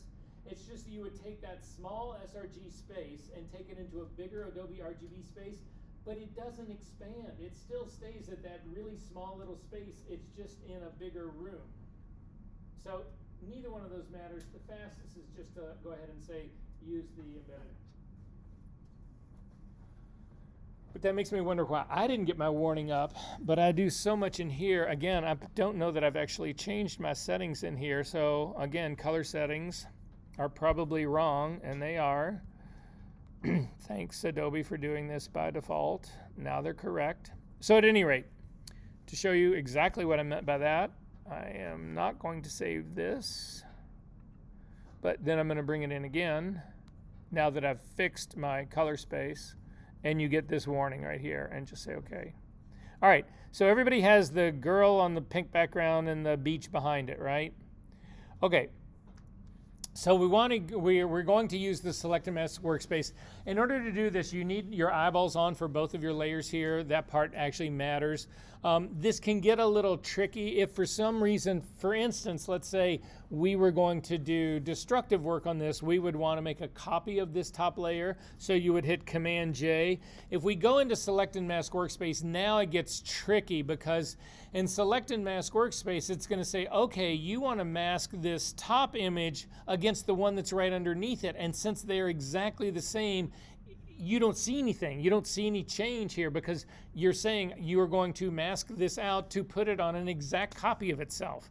So that part won't work. Hit Command Z to undo that. I'm just saying when you're first starting to work with this, it takes a little adjustment to get used to it. But you want to be working on the top layer because this is the layer we are going to mask. We are going to try to hide the pink background so that you've got this girl composited onto the beach. So this is going to be our first composite. Aren't you excited? Okay, so to do this, we're going to come up to the Select menu, down to Select and Mask. In this case, you do not hold down the Shift key because we're not trying to go into the Refine Edge. We are trying to go into a whole new ball game. So if you click on Select and Mask, this brings you into an entirely different workspace. We are in Photoshop, but again, Photoshop creates, they do this for several things in Photoshop. For instance, when you go into Liquify, you go into a completely separate workspace. So you'll notice we have a different set of tools on the left side. We've got a different set of, we don't have layers over here on the other side. We don't have any of that shit. That doesn't exist. So the way this tool is designed to work is it's designed to give you feedback about what you have selected as your mask and what you haven't selected so that you can make adjustments in this workspace. So to start with, you need to click on your View menu on the Properties panel, so all the way over on the right-hand side at the very top. In the View mode, click on the drop-down menu. You want to select the onion skin. This was the big innovation that Photoshop actually brought to this whole workspace. And what the onion skin does, if you set your transparency at 50%, what it does is it shows you both of the layers. Again, they are both, you're seeing 50% of the top layer, the girl, and you're seeing 50% of the beach underneath it, so that you can discriminate between the two, what is selected and what's not selected. If you crank your transparency all the way up to 100%, you only see the bottom layer. You don't see any of the girl. So that is no good or no help to anyone. If you go all the way to the other side, if you go all the way to 0 transparency, you see only the girl. You don't see any of the background. Now, the reason they do this is that depending on the content of your layers, sometimes it gets more difficult to see one than the other. So nobody works at 0% or 100% because there's nothing to see. There's no way it would work. But people will adjust this transparency. It doesn't always have to be 50% is what I'm trying to say. If let's say that the girl was really pale and faded and you needed to see more of her, you could actually bump this a little bit more towards the 0 side to help strengthen her, what you see of her more.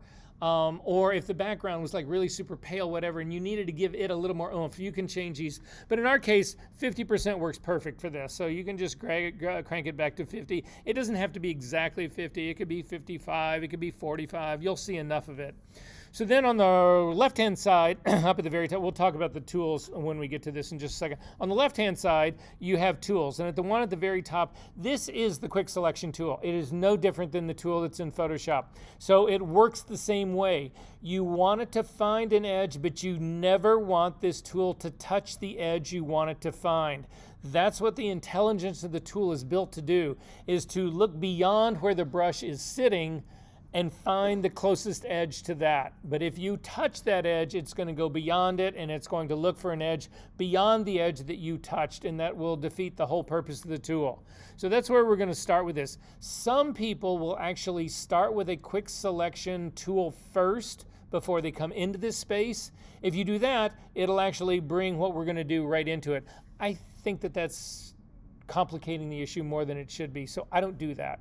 So anyway, I'm going to grab the quick selection tool. It's up at the very top, and I'm simply going to start in her hair. So I'm not going to see where her hair is actually showing part of the background. You need to avoid that, because if you hit that area, it's going to actually find edges in the background, which are not going to help you. So I'm just going to start in this area right here. I'm going to click, and I'm going to start to drag down. And you can see that all of a sudden, this part of the girl she's no longer half transparent. She's become wholly visible. And that's showing you what has now been selected. Again, if you come up to your drop-down menu for your view and come down to say, show me this on black and white, this is what the mask is that you make right now, what it will look like. And you can see it's grabbed way too much background up in the top part of her head. It's missed a whole part in the middle. It's done a very good job of the profile of her face and the profile of her body. But I'm going to go back to the onion skin again, so you'll see that this is exactly what's being reflected on the onion skin. You can see that this area up in here has got a whole lot of background in it that we need to get rid of. That this area right in here is completely missing the hair. We also need to add that. This area back behind her head is also missing a lot of the fine hairs back there. And then this area in the middle here has also got a whole lot of the background. Other than that, the part for her her shoulders, her chest, her entire profile, that's all done beautifully. You cannot use the quick selection tool to fix these parts here. There's too much of a mix between the two. So then you go to the next tool down, and the next tool down, if you click on that, is the refine mask tool, and that's what this is actually going to do. Now, before we do that, you'll notice if I go back up here to the top, up at the very top, you had select subject, and you also had refine hair. We didn't use any of those. We did it manually. Sometimes these tools can actually work better. So if you hit Command Z to go back to where we started in the beginning, we can actually see if Select Subject does a better job of this. But you'll notice right next to Select Subject, there's a little down arrow. If you click on this little down arrow, it's going to say, do you want to use the artificial intelligence locally on your computer, which is device, or do you want to send this to the cloud, getting more detailed results?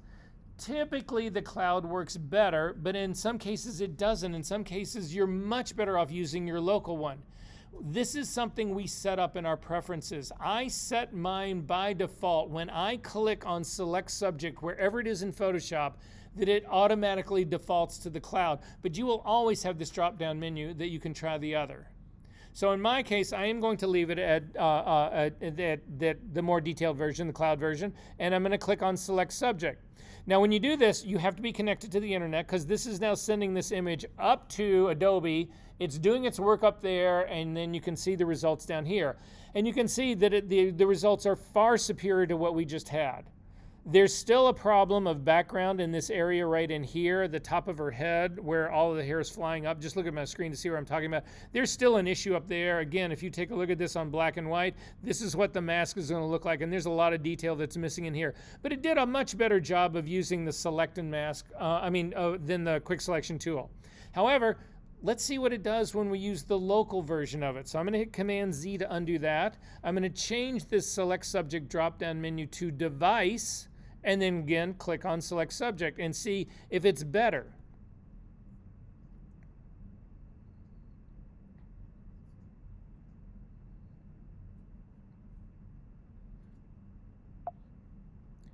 And in my case, it looks pretty close. I would still say it maybe did a slightly better job right here in the hair, but there's still some issues in there. Again, if you look at the black and white layer, it got a little bit more of that background in here. So in this case, as impressive as sending it up to the cloud was, it turns out that actually doing it on my local computer is actually gives me better results. That doesn't mean we can't refine this further, but wouldn't you guys agree with this? Did this work for you guys the same way? Better results? Okay, so I'm going to go back up to the onion skin again, and then it's just this little area in here that I have a problem with. Now, we can use the next tool down, which is the Refine tool, but there's also this button up here that says Refine Hair. So I'm going to try that first. I'm going to click on Refine Hair, and again, the only thing I'm really concerned about is this area right in here. I think Photoshop has done a pretty good job of the other. So I'm going to click on that, and you can see it actually just cleaned out that part right there beautifully. So again, I'm going to take a quick peek at this using my black and white, and this to me is a much superior selection of it all. I actually think this is pretty well done. However, if that didn't work for us, again, I'm going to go back to my onion skin. I'm going to hit Command Z to go back. That undoes the Refine Hair, but it doesn't undo the initial select subject. So I'm going to go back another step before that. In my case, because I changed in preferences how Command Z works for me, I have to hold down Command Option Z to go back to the original. If you didn't change that in Photoshop in your preferences, then just Command Z, Command Z, Command Z will work your way all the way back. But you should get back to where you see her ghosted out with the onion skin. If you're not back there, you need to hit another Command Z or a Command Option Z to go all the way back.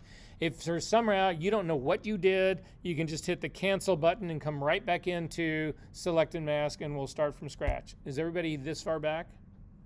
Okay, to show you how, because again, Refine Hair works great on hair, but what if you're trying to refine the edge of a sweater or something like that? It may or may not work, but anyway, so I want to show you the other tools in here really quickly. So I'm going to click on the quick selection tool, do the same thing again. I'm going to click and drop down so that it gets all over hair.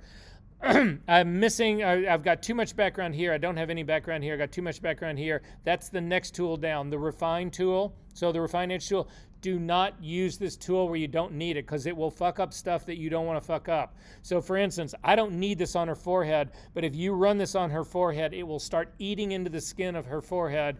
That sounds really Halloweenish like, doesn't it? Anyway, don't use it anywhere you don't want to use it. So again, don't go crazy sweeping this shit through all of her hair here, because it will destroy the hair that has already been selected. So I'm simply going to start in this area right here. I'm going to click and drag up through that and let go. And you can see it cleaned out all of that background. I'm going to click here and do the same thing again. I'm going to click here and do the same thing again. This tool again is just like the tool we were using in Refine Edge. Using it repeatedly is pointless. It will not help you using it repeatedly. But that's cleaned out all of that hair in that part right here. It's missing all these hairs right here. You can see the hairs up in the middle are still ghosted out. So you still use the same tool to run on those, and you'll see that they are now selected. And then I've got background here that I need to run this through.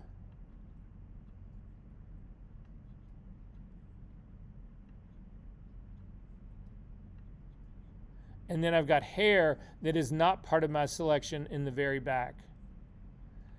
But I have to say, in looking at all of this, now I'm going to just take a look at my black and white mask. This is a pretty good mask, actually. No, that's actually something on my screen. It's a pretty good mask. This is actually working pretty well. So I'm going to try this one. We'll see what it's like. If you had the time, we would actually compare them. We would try a version of this with all the auto selections, and we would try a version of this doing it manually and see which one of these we actually liked better. Make sense? Okay, but I'm feeling pretty good about this. I want to talk about the last set of tools that are down, though. If we come down to the next tool down, this is just a regular paintbrush. And if you start to paint on the image, you'll see it's painting white. But if we come down to the screen right down here, it started painting white down here. Again, remember, in this mask, black conceals, white reveals. So by painting in this area down in here, I'm going to show part of the beach. I'm going to show part of the pink background in this area right here and hide the beach. I don't want to do that. But what you'll see is a lot of times when you're making masks, you'll get some weird little, like she might have an earring on and all of a sudden the earring shows up, but it's surrounded by all of this white. Instead of trying to make a selection, you just go in with a paintbrush and you just hit it and it's done. When you're working in edges, close to edges here, like this part right in here, if we zoom into this part right here, this is how it actually belongs. This shouldn't be changed right here. This is actually here. It's making me think that there's a problem with this back edge, but nonetheless. Anyway, that's what the brush tool is about. I'm gonna hit Command Z to undo that because I don't need that part. The next tool down is just a marquee selection tool. So you just select a tool, that's all this thing does. If we go, it's the object selection tool, that's what this is. You can see it's really butchering the rest of this, so we do not want to use that tool. The next one down is just the lasso tool. You can just make a lasso here, and again, you could fill it with white or you could fill it with black. The next tool down is the hand tool. We already used the keyboard shortcut for that, and then the magnifying glass, we used the keyboard shortcut for that. So I'm going to go back up to the refine edge tool. That's where I ended all of this. In the next parts down, you do have the edge detection. You do have the radius tool. This works exactly the same way it worked in when we were doing the castle. So if it was this kind of project, then we would use that. Smart radius tool is still for stupid people. Don't use it. The global refinements, again, all of these global refinements we do better manually, and you're going to learn that in the not in the next class, but the class after that. So ignore all of these. In the decontaminate colors, what this does is it's a destructive move. You'll see when we actually do this. This is going to, again, you've got still your options. How are we going to output this to a selection, to a layer mask, to a new layer, it's all the same ones that we did before, again, and the same thing applies. You only want to do this to the layer mask. We're going to just create a layer mask for this, and then we're going to simply hit OK. And when you do it, it creates this layer mask, and this is what it's actually looking like. Now you can see that in doing some of this stuff, we've got these halos that are around her hair, but if you hold down the Shift key and click on your layer mask, you'll actually see that the image underneath is still completely intact. It's nothing changed. All we did was build a layer mask for this. However, if you throw this layer mask away and just delete it, never apply it, we're going to go right back into select and mask and do this a second time, but I'm going to show you a different trick. So up to the select and mask, down to select menu, down to select and mask. We go back into this workspace. I am going to go with the auto selections that were done before because I think it did them really well. So clicking on my drop down menu, I'm going to say do it on my device and select my subject. And then I'm going to click on the refine hair one. But then I'm going to come down here and say, I want you to decontaminate the colors. And watch what happens. My output is set to layer mask, but when you click on decontaminate colors, this automatically changes your output to new layer with a layer mask because this move is destructive. So then go ahead and say OK. You'll see what I mean. So this looks infinitely better. If you take a look at the edges right here, I don't have the haloing there anymore. All of that part's gone. This actually did a really good job. But if you hold down your Shift key and click on the hide layer mask, that's what it did to your image. And if you don't do this to a copy of your image, if I've got a copy underneath mine right here, I can always go back. But if this copy didn't exist, and you turned this file into me like this, even though it had a great layer mask, I would flunk your ass so quick you cannot imagine. And I would write you a really nasty comment about, what about destructive work didn't you get? Does that make sense what's going on? We also do this work manually for the most part, but it works really well. So again, I would hit Command Z because I will refer to these as versions all the time. I've got a protected version down here. I've got a copy of this layer that absolutely nothing happened to, so that if I'm in trouble, if this destructive move created a problem for me and I needed to recover from that, if you don't have this virgin copy of the girl somewhere, then you're in trouble. Make sense? But again, hold down the Shift key and click on your layer mask. That's a pretty good, that's a pretty serious composite there. That actually works out really pretty well. Make sense? Questions about select and mask? All right, you can close that up. You don't need to save that. All right, we're going to go through a quick thing about selection tools, and then I've asked this question before. How many of you guys got into this class to actually learn how to select hair? Yeah. Okay.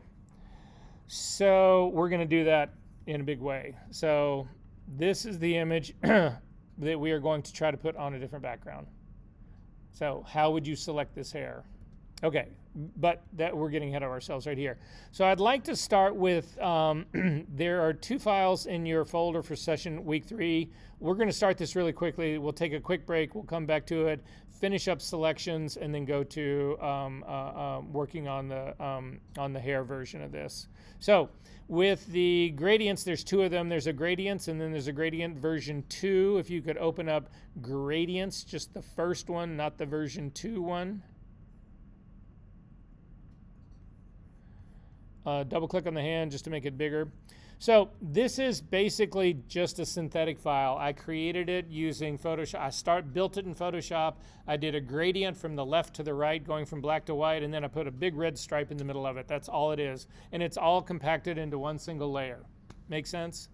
Okay, we're going to blow through a couple of the selection tools really quickly. We're going to talk about some stuff. I'm not going to dwell a ton of this. Most of you guys are pretty familiar with selection tools, so I really want to spend my time on more advanced selection tool techniques, but sometimes these small original tools work shockingly well, so I don't want to just ignore them.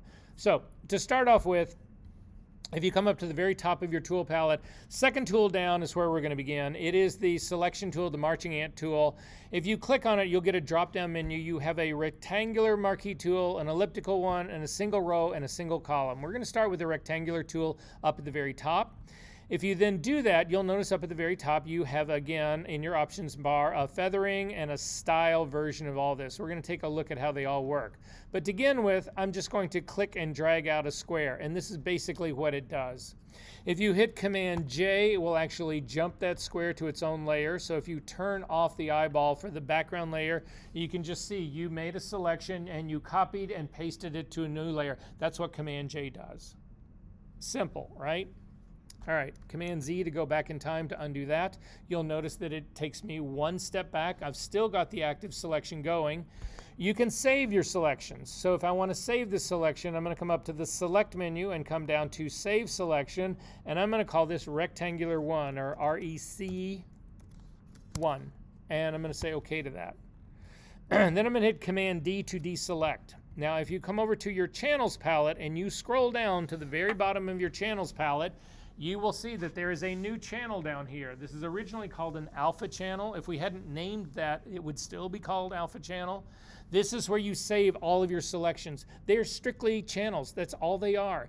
They are not channels that contribute to the look of your image. Those are the RGB channels that are right here. So you notice in the channels palette there is, I'm going to crank mine up so you can see a little bit more of it. There is an RGB composite up at the very top. This is not a real channel up here, this thing up at the very top. And to see that it's not, just click on it and drag it down to the little plus, because you can make copies of your channels. I'm going to try to make a copy of it, and you'll see you get the circle with the bar through it. That's because you can't copy this thing. You can't do any of this thing. It's just a preview of what the composite of your channels do. Your real channels are here. If you click on the red channel, and again, I'm not clicking on the icon, I'm not clicking on the eyeball, I'm clicking right in the middle of the channel. You'll see that you get a red channel, but it's a black and white. Again, masks, just like the masks we were using when we were doing that work on with the Vogue and the blue stripe and all that kind of stuff. They can only be black and white. That's all they are. But what this is doing is that this being the red channel, imagine having a red spotlight, and you have put this mask in front of it. And so again, like all masks, where it is white, it allows you to see that. Wherever it's black, it's hiding that. So the reason this in the red channel, that is a white stripe, is because it's letting all of the red light go through that. If you go down to the green channel, you'll notice that that line goes black. And the reason that's happening is that you have no green in a pure red stripe. The same thing for blue. If you go there, you have no blue in that.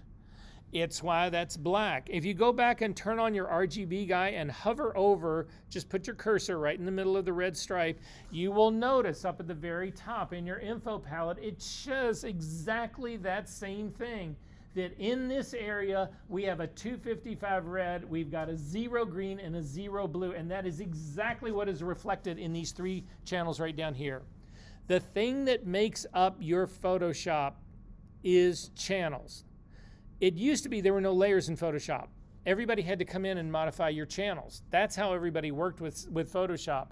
Now you have layers, but the layers only modify these channels. The channels are in control of what you see, of what makes up your image. Does that make sense to everyone? No, I've completely lost you, but that's okay. I'll get you back in a minute. However, if we come down to the rectangle at the very bottom, it's just a mask. Masks and selections are interchangeable with one another. This was a selection. When I saved it, it became a mask. I can make it a selection again. To do this, don't stay down here. You could stay down here and do it, but I want you to go back up to the RGB version. So go all the way back up, click on the RGB version. It should look like this. Instead of selecting your rectangle, I want you to hover over the icon of it. You'll notice its eyeball is not turned on. Just hover over the icon of it, hold down your Command key or Control key if you're on Windows, and click once. It loads it as a selection. Now this has got, I didn't pick it, it's not selected. You can still see their RGB channels are still highlighted, not this one, but it loaded this thing as a selection. That is one way you do it, and it's the way we do everything. This is how we load paths as selection. This is how we load luminosity as selections. It's how we load anything as selections, is by doing this command click trick on the icon. And you'll hear me go over it again and again and again for the whole rest of the semester. But this is how you do it. Again, Command D to deselect that part. So another way to load that selection would be going up to the select menu down to load selection, and you will see in your channels right here, it's got Rec 1, and say okay, it loads it again. Now, if you've made really complex selections, or if you need to actually modify selections, you save them first and then you can go in and modify them. So for instance, I'm going to hit Command D to deselect. I can go down into my Rec 1, I'm going to turn it on.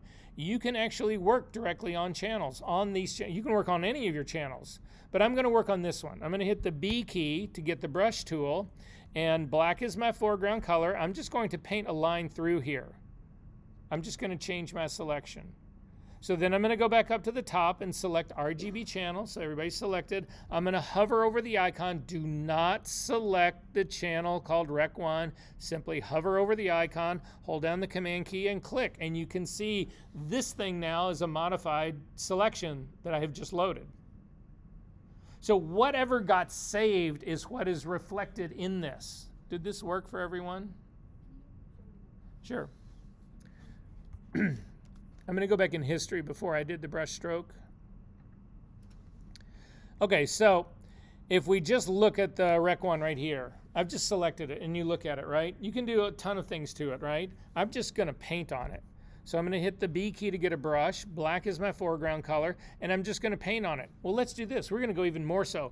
I'm going to hit the X key and make white, and I'm actually going to do that. So I've actually changed my original selection. I've painted a little bit of black. I've painted a little bit of white. Is everybody good on this part? Come.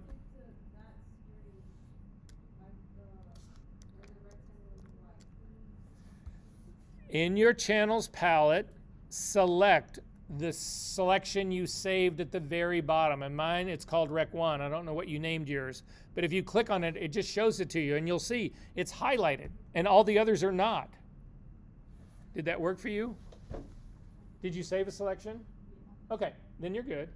So then I'm just going to fuck with this one. I'm actually going to, again, paint a white stripe across the bottom, hit the X key, and paint some black through here. Again, I'm just changing the mask, right? Just like we've done in all of this stuff. I'm painting on the layer mask. In this case, it's not a layer mask. It's just it's a saved selection. But now when I go back up to the RGB at the very top and I hover over the icon, don't select it again. If you select it, you work on it. I don't want to edit it. I just want to load it. So up at the very top, hover over the icon, hold down the Command key, and click. It now loads that as a selection. And now if I hit Command J and jump that, this is what I jumped. Because this is what my selection was. Masks and selections just go back and forth from one another. A selection makes a mask makes a selection. You can modify either one. You can modify the selection, you can modify the mask. They are the same thing, just different forms of it. Make sense? Is this working? Carmen, you okay over there? Yeah, just trying to get to display the background. I don't know what I placed wrong. What did you put? All right, so you've changed something down. Scroll all the way down. Let me see your bottom. Yeah, you changed it. Right, that's great. So go all the way back up to the top. Click on that. Good. Hit Command D to deselect. And scroll all the way down. Oh, your eyeball is on this. Turn it off. Go down to the very top and turn your eyeball on next to the RGB one. Good. And then all the way down. Turn this one off. I'll turn it off. Just a second. Now Command click on that guy. Nope, you're not clicking. You will, but that selects it too. You don't want to do that. Hit Command D to deselect. Hover over the icon and Command click the icon. It'll look like it do the same thing. And then just hit Command J to jump that. You'll see it'll take that to its own layer. Turn up that eyeball and you'll see. Your selection just made. You made a selection and it jumped it. Is it working now? Did you guys figure it out? Yeah. Okay, good.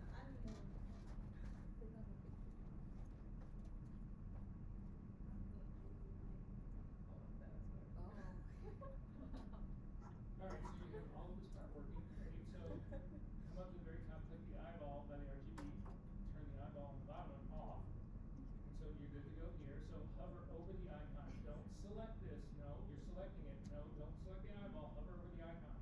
The little square, right? Over to your flag. That's what this one's for. Panel options. Again, select it from there. Oh, This shit's too small. It's okay. Now you can see this thing. Hover over the icon, hold down the Command key and click.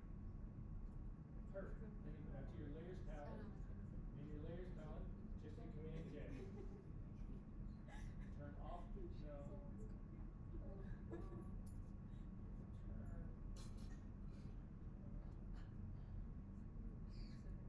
You're in mask mode as well. That thing at the bottom is.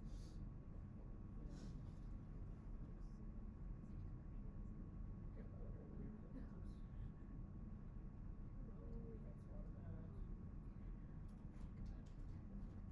It's this one, the circle. Yeah, click on that. And then click back again. Oh, here. So that part's like that. And this thing, you want to get rid of this thing. Click on those little three dots and get out of here. This is just area those little three dots. Just get rid of this altogether. Just check your password so you find it. Now you're normal here. You've got a selection going. Hit Command J. And then turn up that eyeball. And you'll see that your selection is hot. Okay. Is this making sense, everybody? Hopefully. No, I'm gonna lean over. You've got the same thing going here, so no. Anyway, so go to the very top of your channels palette, click on the eyeball of the RGB one. Go to the very bottom now and unclick the eyeball next to that one. Hover over that guy. Hold down the Command key. Command. Oh wait, sorry. You're on Windows. Well, control. Yeah, Control. Exactly. You made that. That's perfect. And then come back over here and click on your layer. And no, you're not going to add a layer. No. You're just going to do Command J to make a copy. Copy and paste them. And this is exactly what happened before. So hit Command Z to undo that. And then it looks like again that this has actually been you're in the quick mask mode here. So no, you're still actually on that layer. Go up to the RGB layer and select the channel. Click on the channel, the RGB one. Yeah, and now come over to this one and hit Command J. And then turn off the eyeball on the bottom one. So your selection just made that. Okay. No, that's okay. Yeah, everybody's having the same problem. You've still got this selected all the way to the very top. And click on the RGB guy. And then come down to the very bottom and uncheck the eyeball for that. And now you're back over here. You hover over the icon and hold down your Command key and click. It loads it as a selection. Click. Perfect. And then come back over here selection to its own layer. Do I click on it? No, Or no, no, no. hit Just that hold J? down Command key and hit J. Good, and then turn that eyeball off, and we'll see your selection just got made. Okay. Okay. Okay, so a couple of issues that people are having here. Just I'm going to show everybody kind of what was going on to explain all of that.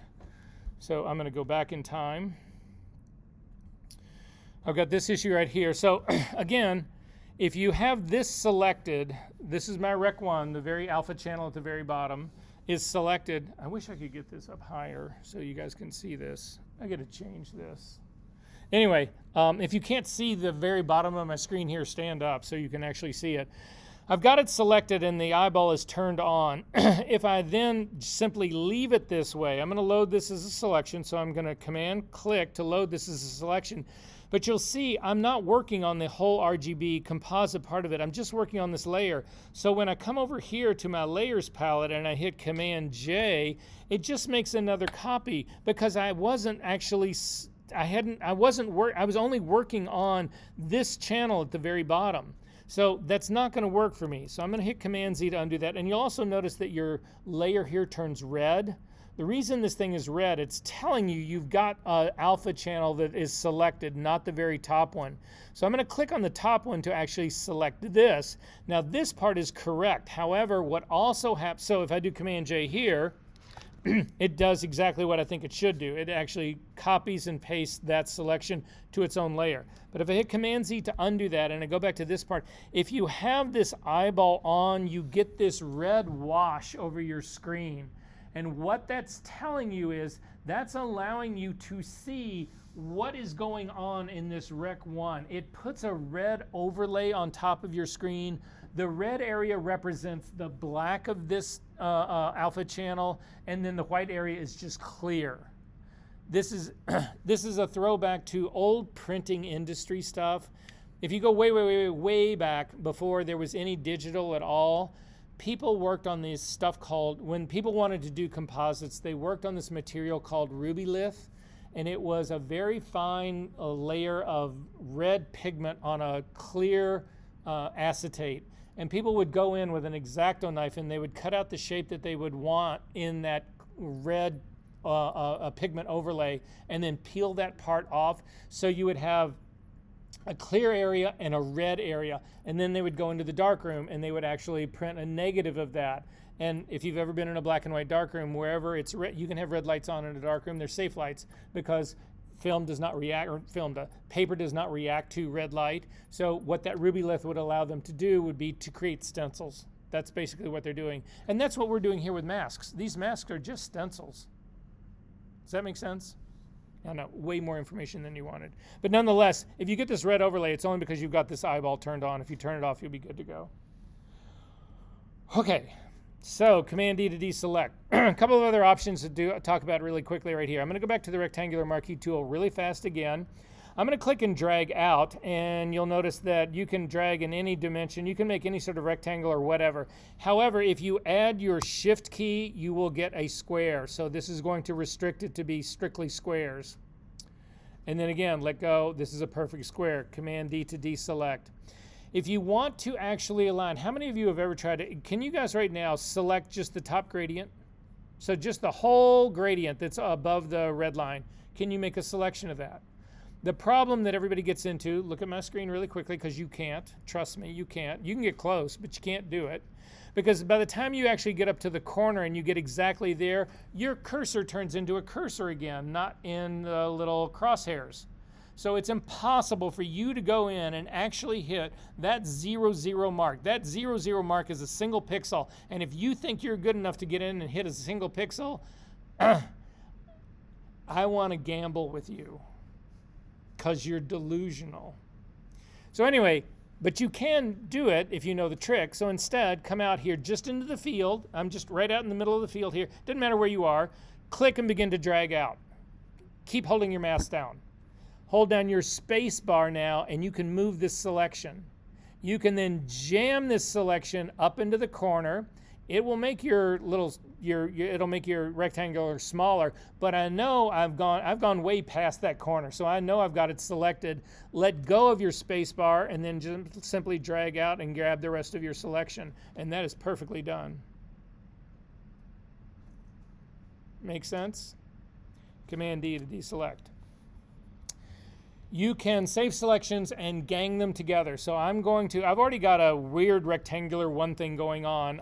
Actually, I'm going to go to the next one down so that you'll see what I'm talking about. So that's the rectangular marquee tool. If you go down to the next one, so up to the marquee tool that's right underneath the move tool, elliptical marquee tool, click and drag out. This gives you ellipses. So you can actually make your ellipses very flat and pancake-like, or you can make them column-like, or you can make them, if you hold down your shift key, you make perfect circles. So if you're holding out your shift key like this, I'm going to draw out a big circle, and then I'm going to let go, and I'm going to save this selection as well.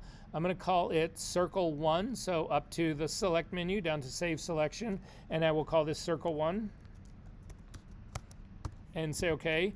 And now if you look at the very bottom of your channels palette, hit Command D to deselect, you will notice that again, now you've got another alpha channel that looks like a mask that's black with a white circle in the middle.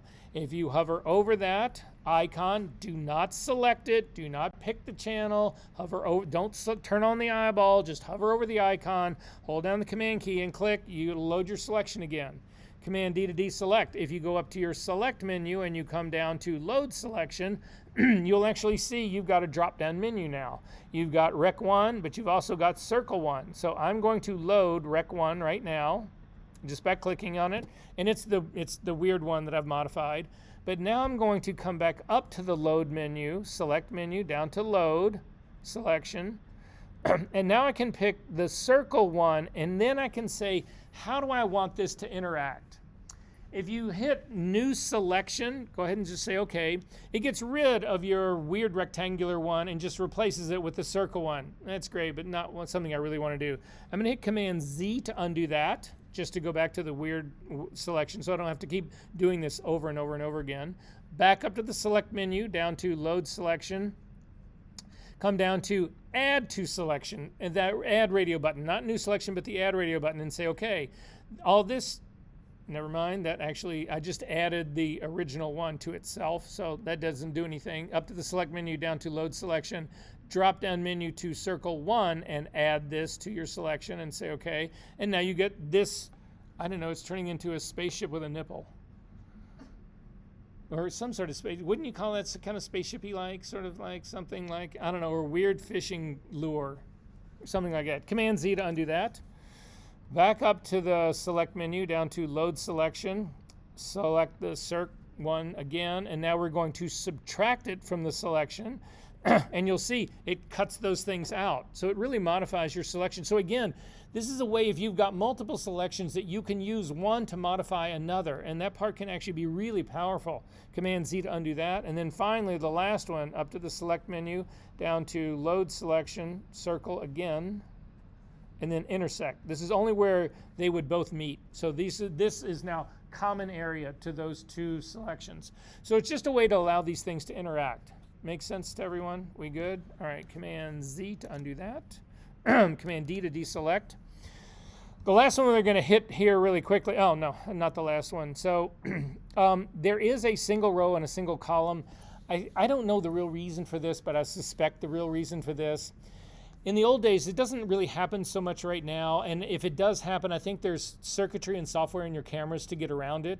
But you could have what they called a dead pixel line in your sensor, which basically means if you've got a camera sensor and there's, for every single line on the sensor of pixels that goes horizontally across, there can be an electric failure at one row. And so you'll end up with a row that's just empty. And it'll either be on your image, it'll either be solid black or solid white, or occasionally you'll get a color. A lot of times you'll see them, they'll be green. What this allows you to do, it's very hard to select a single row of pixels. This allows you to do a single row of pixels. So again, you would come up to, in this case, we'll do single row, and then you can simply click on this image and you'll see, as long as you hold down your mouse, that this is select. Again, you got to zoom way in to even be able to see this. But it's only as wide as one single row. But if you keep holding your mouse down and hold down your shift bar, you can actually bring this up and down to select that row of pixels that failed. And then you can either use this to clone stamp across it, which will eliminate it and only eliminate the row of what was dead. Make sense? I think that's the reason they have it. Otherwise, I've never known anybody who ever used this. So anyway, Command D to deselect. The next tool down is the lasso tool. Again, there's another flyout menu here. For the lasso tool, again, if you use the flyout menu, they've added a tool above this, the selection brush tool. We will look at that later on. This becomes the selection brush tool is a consequence of working with AI in Photoshop. So we do get to AI in this class. We will get to the selection brush when we get there. But the lasso tool, if you pick that, it's a freeform tool, and you can simply click on it and give a shape. If you hold down your Shift key for any of the selection tools, you can add to the selection. If you hold down the Option key, you'll see, if you hold down if you don't hold anything, you just get the plus. If you hold down the Shift key, you get a plus with a little plus next to it, meaning you're adding. If you hold down the Option key, you get a little minus, means you're subtracting. And so I can subtract a tool like that. So basically the way that tool works, Command D to deselect. The next tool down is the polygonal lasso tool. And this one you click and you just do points. So this is a really good thing at selecting geometric shapes that have really solid edges. So you do a line around, and when you get back to your original point, your cursor will change to this little shape saying, yes, you're completing it. Click on it, and then you have a shape that's like this. Command D to deselect. And the last one down is one of the original tools that actually was made that was using local artificial intelligence in Photoshop.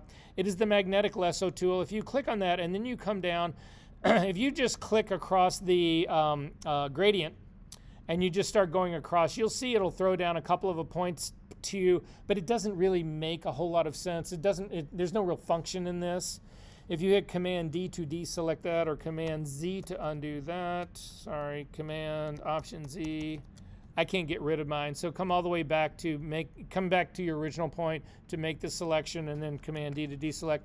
Instead, if you come down at the intersection where the red line meets the gradient, put the very center of this tool on that, click and start to drag across, you'll see that you get a whole range of points that understand that there's a line there, that there's an edge there, and it'll snap to that edge. There's much better ways of doing this today. There's much more advanced tools doing this, but they were all initially based on what this tool actually did.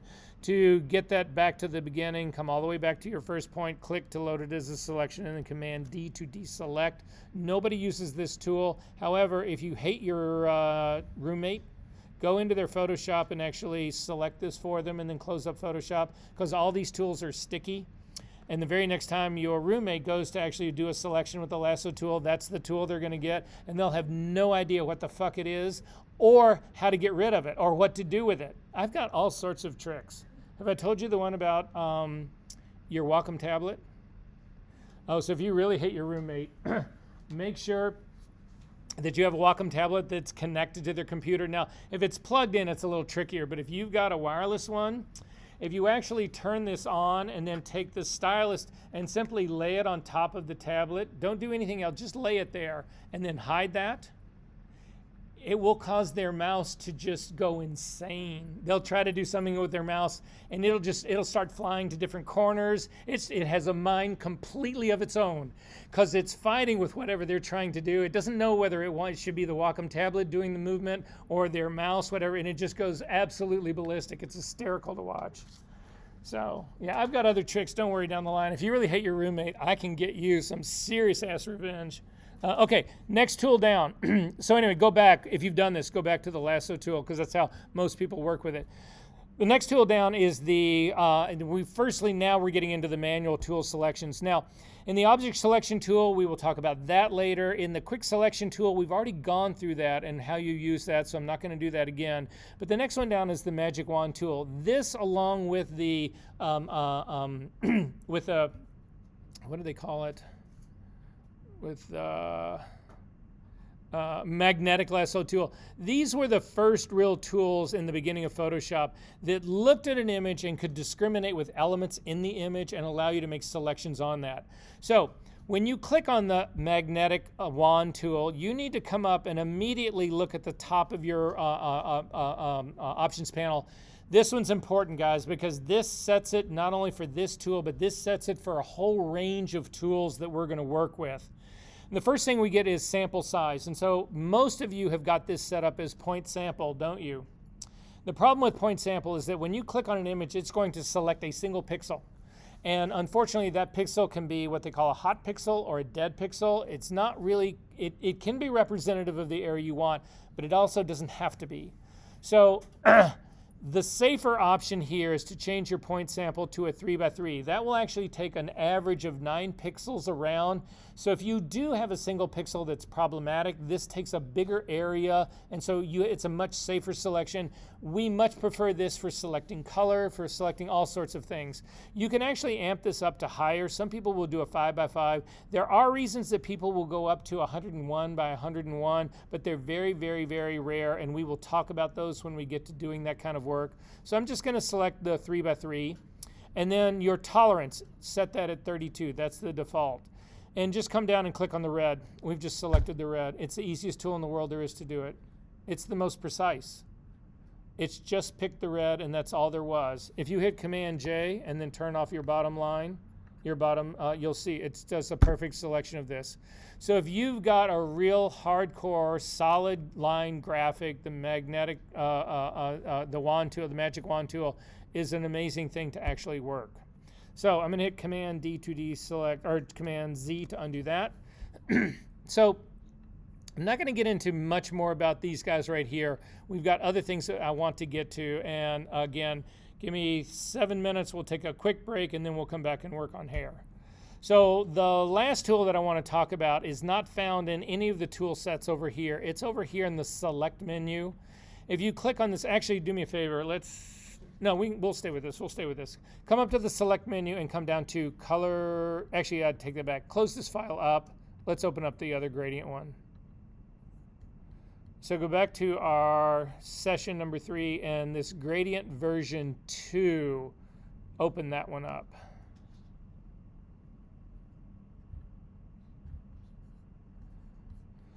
Double click on the hand to get it as big as it'll go. Up to the Select menu down to Color Range. So what Color Range does is it actually looks at your image and it looks for specific colors that it can pick. Now, when it first opens up, it can actually it should in your drop-down menu be set to sampled colors. If it is set to sampled colors, that part will work out well. I'm going to change mine so mine looks like yours. Do you still see your entire image? Or do you see something black? Do you see this? Or do you see that? It should be pretty simple, guys.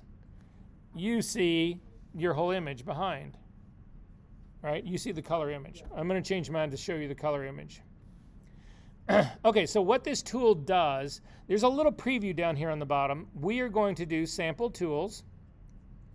You get an eyedropper, and I'm just going to come over and I'm going to click on the red, and you will notice that it gives me a white line on this part right here. And that's exactly what we want. If we go ahead and say OK to this, you'll see you get the marching ants around the red. It picked the red beautifully. That part was great. Command D to deselect. Go back up to the Select menu down to Color Range again. And in this case, it comes up again. But for me, I like, especially when I'm working on an image, this little preview is too small to really see what's going on.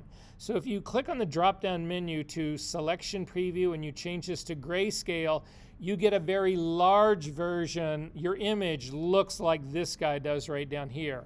Now the problem with this is that you don't know what to really select now. If I want to select the green instead, I don't know exactly where to do that. I mean, I have a good idea. I don't know exactly where to do that.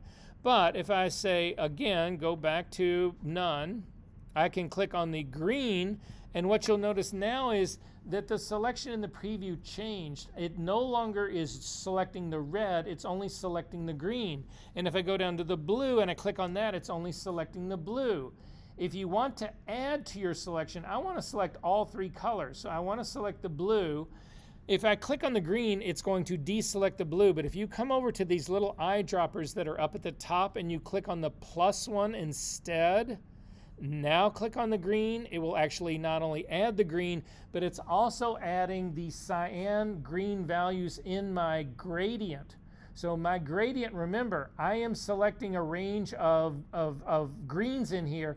It's selecting all of those ranges of greens as well. The reason it's so white up by the right side is that that's where green, if you hover again your cursor over the very top and look at your RGB readout, that's where green is actually at its max. In the green mask, it would be white. The black doesn't have any of it selected because there is no green in the green black. I know that's confusing as hell, but nonetheless, that's basically the way this thing works. If we say, okay, now all of this has been selected. And again, if I Command J, I can jump this to its own layer, and this is what it looks like I just did. I didn't select any of the red. I didn't select all of these down here with my fuzziness slider, didn't get any of this selected, but all that area up in there was somewhat selected. I mean, that's basically what's going on in here. So this tool allows you to select very specific things which are viable to us. Make sense? All right. You can throw this guy away. Instead, what I'm going to do is I'm actually going to use this tool to select part of the gradient. So come up to the select menu again one last time down to color range, and this fuzziness slider, if you click right here in the middle of your range right here, you'll actually see, here, let's do this instead. I'm going to actually look at my info palette, and you want to come over and you want to find an area in your info palette that says 100, 100, 100. So if we click on this, you'll see mine's close. It's a 100 red, 100 green, 100 blue, 101 blue. It's close enough. Just click once. Now you'll see with your fuzziness slider, it is set to 64. If you grab that fuzziness slider and you drag it up, you will see that in my preview I get a much larger range. If you want to see this happen on your image, you'll see this is what it looks like. So this controls what's happening is that when I click on that 100, 100, 100, what it does is it says, okay, you wanted to select that, fine. But with a fuzziness, let's set the fuzziness at 50. It'll be easier to see what's actually happening. And then go ahead and click OK. I've now got a selection. You get a little marching ants on here. I've got a selection. In the middle, I've got my 100, 100. But if I come out to the very edge out here, I have got half of that 50 I've actually lost. So what it is it's a range of 50, of 25 going in both directions off of the point that I selected.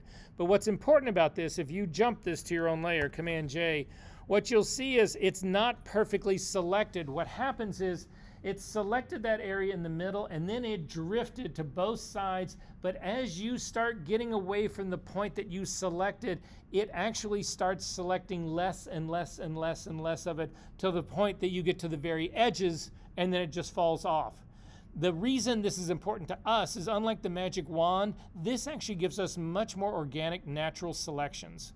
So this is a great tool to use. Like when I go in and I want to select skin, this is a great tool to use for selecting skin. Even though, if we come back up, I'm going to throw that layer away. We're almost done here, guys. One more time, back up to the select and down to color range. Even though, if you click on the drop-down menu here, you will see there's other things that you can select. So you could select all your reds, and it just does that. Nobody uses this. Everybody uses the sampler point to do it. You can select your highlights, though. Now, this case, you can actually control your highlights. Which ones do you want? Again, fuzziness is the fall off that happens right here, but this highlight point is saying everything from 190 up to 255 I want to select. If you wanted to be more discriminating and say, oh, I only want to do from 225 up to 255, you can reset this. This is a way you can actually set your highlights. But again, it's a more organic selection. If you pull the fuzziness completely off, you get this sharp edge, which is what the magic wand tool typically does. So that's what's going on in here. You can select other things as well, your midtones. And again, in your midtones, you have two sliders now that control what the midtone range is. What's the darker tone, what's the lighter tone, everything that's in the middle. And then finally, you can actually select your shadows, same thing. That all works great. Again, if you come down to skin tones now, skin tones, all this does is it looks for Caucasian skin tone. It does not pick African American. It does an okay job with Asian, but not great. It just, nobody uses this. Nobody uses it. That's all I can say to you. So that's basically where the tool, this kind of tool actually works. Are we sort of making some sense here? Okay. I've got 401, make it a hard 10, be back at 410, and we will actually go to work on a picture and use everything that we've learned today. I know.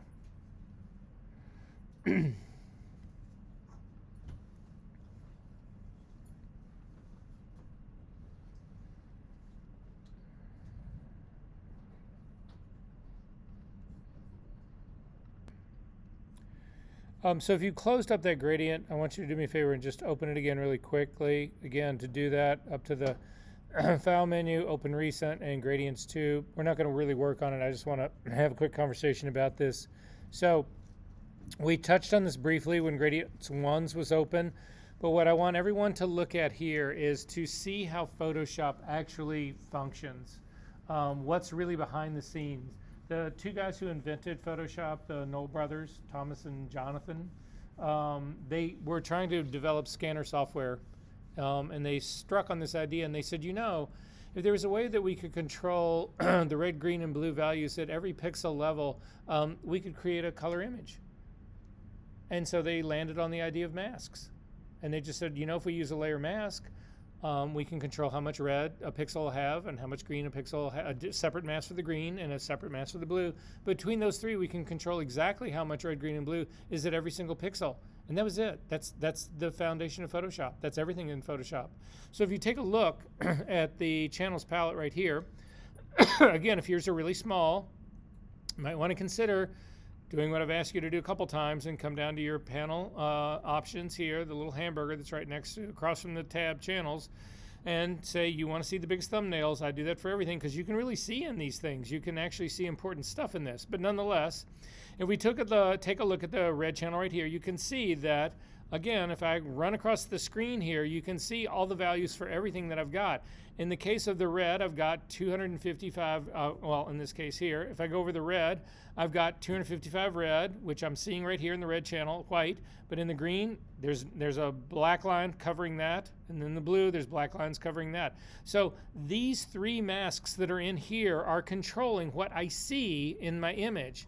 If you take a look at the gradient, again, remember gradients, anything that is a neutral gray has equal amounts of red, green, and blue. So if I start on the far right-hand side, I get 0, 0, 0, which makes sense. If I go to the other side, I get 255, 255, 255, which is exactly what you're seeing in this mask. It starts at zeros and it goes all the way up to 255 on all three of them. So they're controlling everything that you see. So to make this a little bit more abundant, I want everybody to add, just add a blank layer on top of this. I want you to click on your, well, let's actually do this. Go ahead and hit your D key to default your colors to black and white. Hit the B key to get a brush, and I want you to just grab a brush and drag a black line all the way across it. And what you'll see has happened is that that's exactly in the red, green, and blue channels. That's exactly what's been revealed here. It painted black into all of those, so it's masking out all of the red, all of the green, and all of the blue, and that's why I see black. If you hit the X key and you get to a white channel, to a white foreground color, and do the same thing again, what you'll see here now is that it puts white in all of those, which is allowing all of the red, all of the green, and all of the blue to come through, and that's why you actually see white. If you then click on your foreground color, and we're going to pick just a pure red. So go to your red channel, leave it at 255, hit the tab key, go to 0 green, tab key 0 blue. You've got a pure red now, and paint another stroke across this. You will see that again reflected in these layer masks. You will see that in the red channel, it put down a white mark, but in the green and the blue channel, it put black in those same channels, and that's why we see this red line. Does that make sense to everyone? What's going on? Come to this channel. I want you to blur this channel. Come up to the filter menu and come down to blur, down to Gaussian blur, and smack it pretty hard. I'm going to put like, no, 60 is too much. Put like 20 on it and say okay. The reason you see this as being blurred is that the red, green, and blue channel, those were actually blurred. If you turn off the eyeball for this top layer, you will notice it changed those masks so that those lines don't show up anymore. The reason we don't see it is only because of these three masks. The red, green, and blue masks control everything. Does that make sense? To see this even further, one last thing. I'm going to throw this guy away. You can actually work on a layer mask. I'm going to come in here into your layer mask. I'm going to turn on the eyeball for the red, but you can see if you turn on the eyeball for the red, it's not selected. The red channel is selected. All the eyeballs are on. I just wanted you to be able to see it, but I'm working in the red channel. You'll also notice I can't paint anything in there except shades of gray. So I'm going to hit the X key to make black my foreground color, and I'm actually going to paint on this red channel. So I'm going to simply go through it like that. You can see that in certain areas, it's actually, well, it killed all of the red because I've got red now. In the red channel, I've got black in that mask. So it killed all the red stripe. It didn't have any impact on the green and the blue because there is no impact. They are already black in the green and the blue. So I didn't change anything. But then you can also see in the top layer up in here, as I'm starting to get into my lighter tones, it starts to become very cyanic. It's because that is a neutral gray, but now I've just removed the red component of it. And so I'm seeing cyan in that. So the point I'm trying to make here is that the only thing Photoshop does is manipulate these three masks. That's all it does. Everything that you do in Photoshop is strictly to manipulate these things. Make sense? All right. We'll see how well that makes sense. You can close that up. You don't need to save it. But I do want you to go to the final thing in your session number 3. There is this thing called Hair Fantasia copy. It's copyrighted by Lisa Gange. This came from some some educational working file. So in terms of covering copyright, things that are done in the pursuit of educational, so in like what we're doing right now in teaching a class, that kind of stuff, whatever, copyright does not really apply to that. So, but I do believe definitely in giving people credit for the work that they've done. So anyway, that's what this is. So how would you go about separating this? I want to put this on a different color background.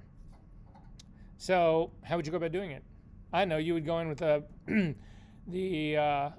lasso tool, and you would lasso every single one of those little hairs. That would be productive, wouldn't it, right? So we've gone over a number of options here to actually do this. I'm going to say let's try the select and mask and just see. We're going to build a mask using that, and we'll just see how lucky we get in all of this. So right off the bat, though, I'm going to start by making a copy of this. So I'm going to click on the background, Command J. Again, this first one is my virgin. I don't want to touch anything down here, so I'm going to copy it. However, if I leave it on and I go into select and mask, I can't really see it because it's going to then try to make a selection thinking that a copy of the exact same thing is the background. It's not. Turn that off and then go up into, make sure your top one is selected, up into select and mask workspace. So we'll just come up, or actually, wait, there's an even a better way of doing it. We can just do select subject. So if you come up to the select menu, we can come down to do select subject. Now again, by default, mine is actually set to do the cloud. So then I've got a selection going. I'm simply going to click on Add Layer Mask. And this is what it looks like. And I would say that that didn't work very well. Yep, wouldn't you agree? So I'm going to hit Command Z to undo that. We're going to try this again. We've got an active selection going. If you click on a selection tool, and I'm going to select on, the quick selection tool. Yeah, they don't call it refine area, they call it enhance edge. But I'm going to see which one was used to actually make this selection. So that was the cloud one. So I'm going to hit Command D to deselect, and I'm just going to try the local one and hit select subject. And then again, put a layer mask on there and see how we did. Clearly better. So I am not going to lose this one. I'm going to save this one, but I'm going to name this layer, and I'm going to call it Select Subject Local, or SELSUBLOC, so I can remember what it is. And then I'm going to turn it off. And then we're going to see if we can't do a better version of this. Again, the tools in Photoshop for selecting stuff increasingly are getting better all the time, so we'll just see how this whole thing works. I'm going to turn on the background copy. I'm going to select it, and I'm going to make another copy of it, Command J, so that, again, I'm keeping a virgin on the very bottom of this. I'm going to work on my copy number 2. I'm going to double click on this, and I'm going to call it channel selection.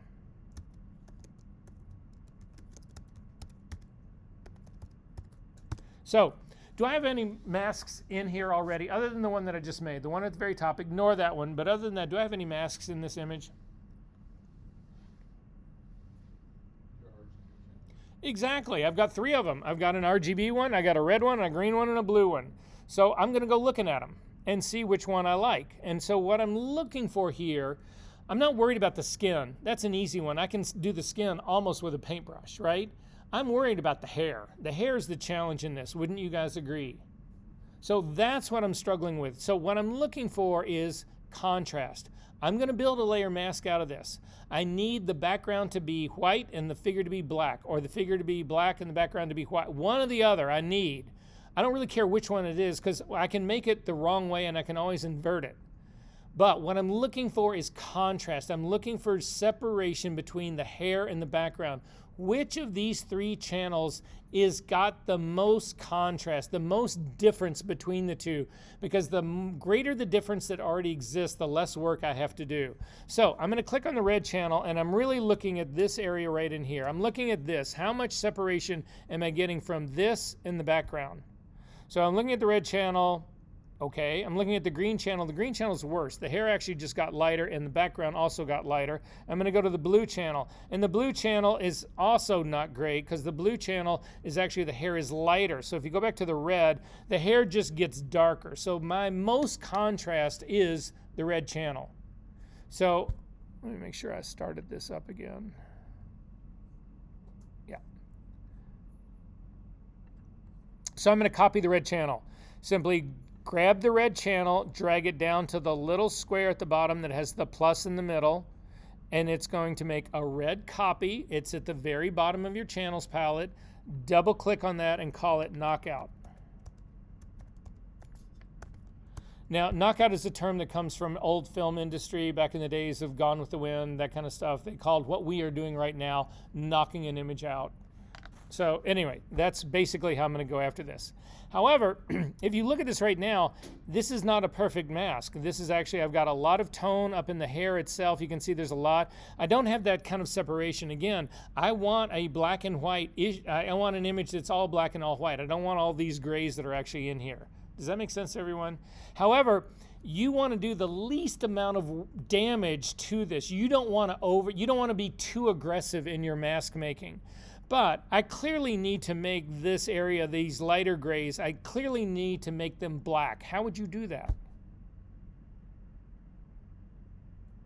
So this is where I look at all the people who said in this class on day 1, oh, I'm a 3, and you can't tell me how to make something that's a dark gray black? I don't know. Ever heard of levels or curve? Ever heard of any of that shit? Contrast, exposure, all those things are possibilities, right? We're going to use levels to do this. However, I want to be very precise in the levels that I'm going to use.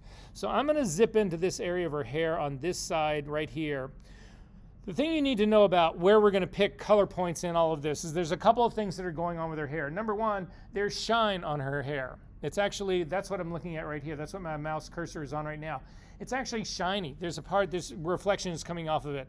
I need to combat that. However, there's areas that are down in here, like this area where my cursor is right now, that is also a lighter gray. However, hair has transparency to it. It's not opaque. It's not solid. It actually has transparency to it. There is light that's coming through the hair that's right in here. So if I get this hair that's like right up in here, this area, let me go to a cursor you can actually see. If I go to this area right in here and I make this thing black, that tone black right there, I will be way too aggressive on my mask and you'll actually see it. So what I'm going to do is I'm going to actually pick a point right in this area right in here, something that's in this area right here to make my mask. I'm not going to go for this lightest part right here. I'm going to pick I'm not going to go for the darkest part. I'm going to go for something that's right in here.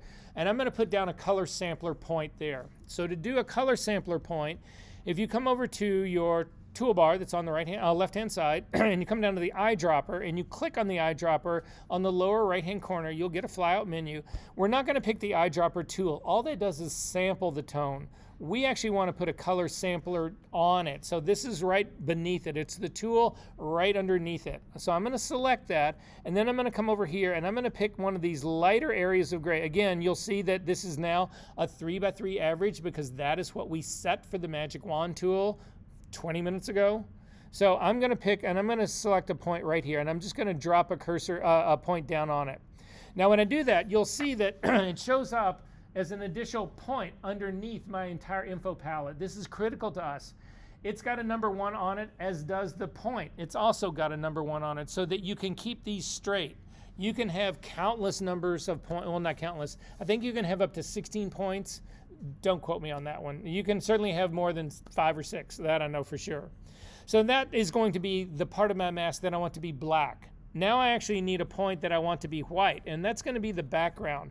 So I'm going to come out. I try to stay close to where I put my points. I don't want to come and for instance, I don't want to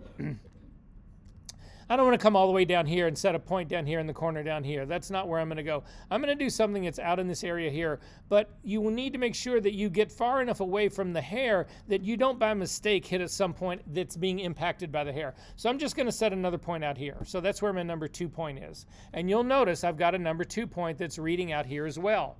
Now these things are reading, what you see is you don't get RGB values like we have up in the top. You get K values. And the K comes from the fact that, again, masks can only be grayscale. So what this K is, it is the K of CMYK, which is only a black grayscale channel. That's all it is it's a grayscale channel. So that's why you're getting a K readout in this. However, K doesn't really translate to us, especially if we're using curves and levels. So we can change what this readout is to something that's much more familiar to us. So if you hover over the number 1 eyedropper, so the point number 1, hover over the eyedropper, you'll see that there's a little down arrow underneath it. If you click on this, you will get a flyout menu, and you will say, instead of showing me this in its actual color, I want to see this in RGB color. It's not going to change this thing. It's not going to convert it to RGB. It's merely saying, okay, if this was an RGB, this would be the readout. And I get 52, 52, 52. You should have something close. It'll never be exactly the same, but you should be close. I'm going to do the same thing for my point number 2, the point that's out on the background. I'm going to click on it and come down and say, I want RGB color on that one too. So now you can see what my challenge is. I need these 52, 52. I need my number 1 point to go black. So I need to change these 52, 52, 52 to 0, 0, 0. That would be black. And then this 247, 247, 247, I need to change that to 255, 255, 255.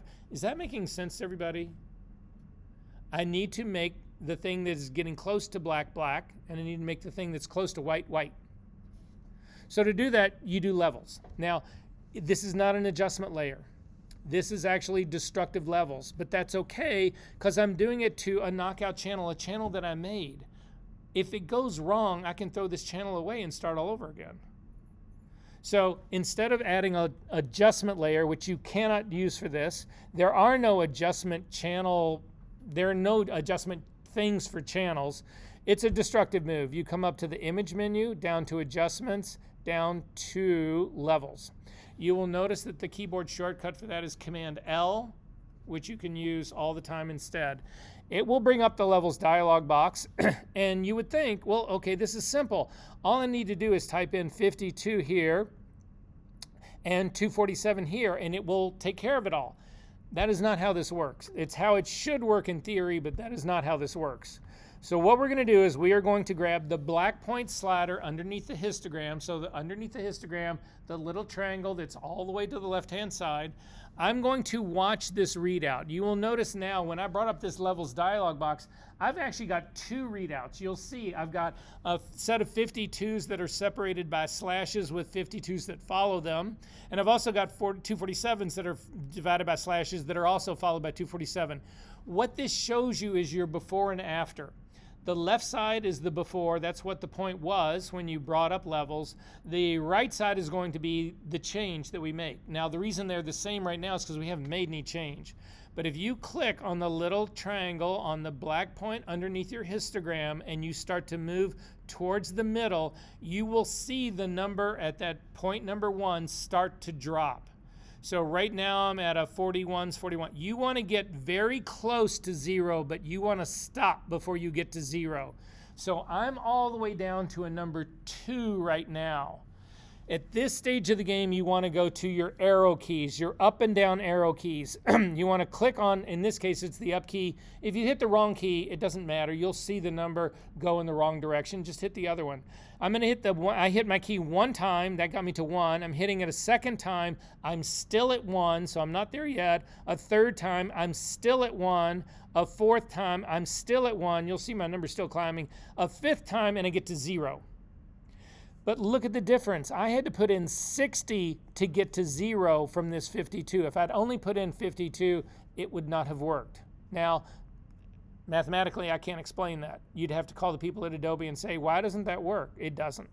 I'm going to do the same thing now on the opposite side. I'm going to grab my white point slider, the little white triangle that's underneath the histogram all the way on the right-hand side, and I'm going to start to drag it towards the middle, trying to get my after readout of my number 2 close to 255. Now, I got to 255 right here, but I didn't come in here easy. I came in hard on this, and you can see I've got 255. If you go too far in your 255s, look at this. I can go all the way here, which has destroyed my mask, but I'm still only reading 255 on that point right here and after. There is nothing beyond that. So you need to back this off, and you need to come in slow. So I'm now at 251, and now I'm going to go to my arrow keys. In this case, it'll be the down arrow key, and I'm tapping in slowly till I just get to 255. This is the minimum amount that I can change this image to give me the mask that I'm looking for. Now, before you say okay to all of this, you need to zip back out. So again, I'm holding down spacebar command and the option key to give me the negative magnifying glass. I'm going to zip back out. I'm going to take a look at this. I'm going to zoom around on this just a little bit. And I want to inspect to see what it is I've actually done in this. So before you say okay to this, there is a preview check mark in the levels control panel. You can turn this on and off. And what I'm looking for specifically, I'm going to come into this area right in here. I want to make sure that I'm not so aggressive in this mask that I'm actually losing background, because you can lose background. Watch my mask. Look at this area right in here. If I crank up my blacks too much, I start to invade the background. This would be a mask that is too aggressive. I had a 60 in here, so I can just type it back in to get back to where I was. But this is giving me a good idea of what my mask looks like. And this actually looks like a pretty beautiful mask that I've got going right now. Again, the skin is a problem, and or the shoulders, all of that. We will deal with those separately. But the bigger challenge that I had in here was to get this hair to actually do this. Now, if you look at these areas right in here, you can see there's some breakthrough that's coming in this area right in here. I need to know, is that highlights on the hair or is that background? So I'm going to turn off my preview part, and you can see this is not background. These are highlights on the hair. So I need to do a little bit more refining on this, but this part right down in here, this could actually be background. I'm going to put on my, yep, this is background down here, but these are highlights of hair up here. You want to know the difference in these. But at any rate, I like this mask enough, I'm going to go ahead and say okay to that. So I'm going to just click on okay. Then I can do manual work on this. I can hit the B key to get a brush. When you start to do brush work on these masks, you need 100% hard brush, because any of the areas that we go into, we need to worry about overspray. We need to worry about our brush spraying into something else. So I'm going to come up to the top of my options palette on the left-hand side, click on the drop down. I'm going to change the hardness of my brush all the way up to 100%. I'm going to click on the word Adobe to get rid of that. I'm going to make my brush much smaller. I am going to go to my tablet right now because this is the easiest place to work with it. I'm going to zip back out and just take a look around here and see areas that I need to actually work on. So the only area that I know that I really need to work on was that set of highlights that are right in there. So I'm simply going to zoom into this area. And I'm going to paint out these highlights. It's these right here. Those are the ones. The rest of this looks like it's background, and I feel pretty good about this. This up in here, this is also highlights on the hair, so I'm going to go through all of those. I'm going to clean these parts up. These are pretty minimal in here. This part is actually the same. So are these little, this is all contamination in the mask. I'm staying away from all the edges down in here. I'm going to hit those parts right there. But other than that, that's pretty well done in here. So now I've got the challenge of, I like what's going on in here, but I need to come down in here. And you can see, if you hover over this area that's right above her shoulder, well, let's go after the shoulder first. I need to actually get this shoulder part. And what a lot of people will do is they'll actually try to come in, and again, I'm still working on this knockout channel, and they'll try to paint along this shoulder line right here. So I'm going to try to do that. I'm going to, again, black is my foreground color, so I'm going to come in and I'm going to try to paint along this line right here. And you can see I'm doing kind of an okay job, but then I just went off. I mean, it's horrible. It's really difficult to do this. So I'm going to hit Command Z to undo that. Instead, I'm going to employ a blending mode for my brush to help me find this edge. So to do that, you come up to the blending mode of your brush. We're not talking about blending modes in layers. There are no blending modes in channels. It is up here in the Options tab. Click on this drop-down menu and come down to Overlay. And what Overlay does is it looks at your image and it says, okay, anything that's lighter than 50% gray, we are going to leave alone if you're trying to paint black. But if it's darker than 50% gray, we're going to make it darker. So if you use this, don't challenge this brush too much. I'm going to come down this line, but I'm not going to use a giant ass brush. I'm going to try to stay kind of close to this, but I'm going to click and I'm going to run down this line. And what you can see that's happening is it's making the skin considerably darker. And it's also made the background slightly darker as well. That's okay. I'm going to deal with this in just a second. This is a cumulative brush. You can do a second stroke exactly the same way. And when you do that second stroke, you can see without doing any work on our own, it's actually managed to find that line. And it's going all the way out my image. Now, it did stain a little bit of my background. So I'm going to hit the X key to go to white, and now the same trick applies. It will not impact this black area, but it will clean the white up above it. So I'm going to click on this now and come down, and it will actually refine that whole line. And this is another way that I can refine all of this. Is this making sense to everyone, what's going on? Okay, there is an area right up in here. If you hover your cursor right around the area that's up around near her ear where the hair is, all in this area right up in here, you can see I'm getting, like in my readouts, a 236, 230, something like that. In this case, you need to soften up your brush completely. So I'm going to change my hardness to a completely soft brush. I'm going to make my brush considerably larger. I'm going to try to leverage the soft edge of my brush now. So look at my screen, watch this, watch what I do. You're never going to get this perfect, but if I come up into this area close to where I've got those fine little feather hairs, I need to keep those to make this a believable mask. I'm simply going to click and drag down. Now that was a little too aggressive. You notice it killed a little too much of those hairs. So I'm going to hit Command Z to undo that, and instead I'm going to drop the opacity of this down to 50%. And I'm going to do the same trick. I'm going to just click and pull away. I'm going to click and pull away again, click and pull it away, click and pull away, click and pull away, click and pull away, click and pull away, and that's about all I can do. I'm still keeping some of those fine hairs. I lost a few of them, but if I hover over my background right now, you can see I'm at a 252. Then I can go all the way back up in my opacity again, stay away from the edges, and just clean all of this out. So that's the way I would actually go after cleaning up the rest of this part. So when it comes to her ear, I'm actually going to go back to a completely normal brush, a completely hard brush, and then again, click on Adobe to get rid of that flyout menu, hit the X key, and I can actually then paint all of this. All the stuff that is her face, all the stuff that I know needs to be black, I can paint all of that out.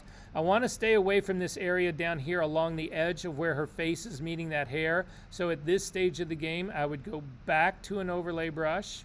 So again, to try to protect this, work my way down along the edge of that. And this is really problematic. So I can't really see this. I'm gonna show you better ways of doing this. Really, it's an edge that you can almost, you can't really see it. So to see where this thing needs to be, I'm going to turn on the eyeball of my RGB. And you remember, this red shows you the black part of the mask that we're actually painting. But now I can at least see where the line is. So to get this line, you want to go back to a normal brush. This is the cheat. A normal brush, make sure it is a completely hard brush. And then what we're going to do is just use the tangent of the brush. So I'm going to zoom into here. So you see the very edge of my brush right now. It's right on the edge of where her hair is actually meeting her skin. You're just going to tap once. Sorry, Command Z to undo that. White is my foreground color. I want to be painting with black. Hit the X key, then tap once. And you can see the line of it comes directly away. It's just the tangent of the brush that's doing that. You simply tap your way down here to get that line.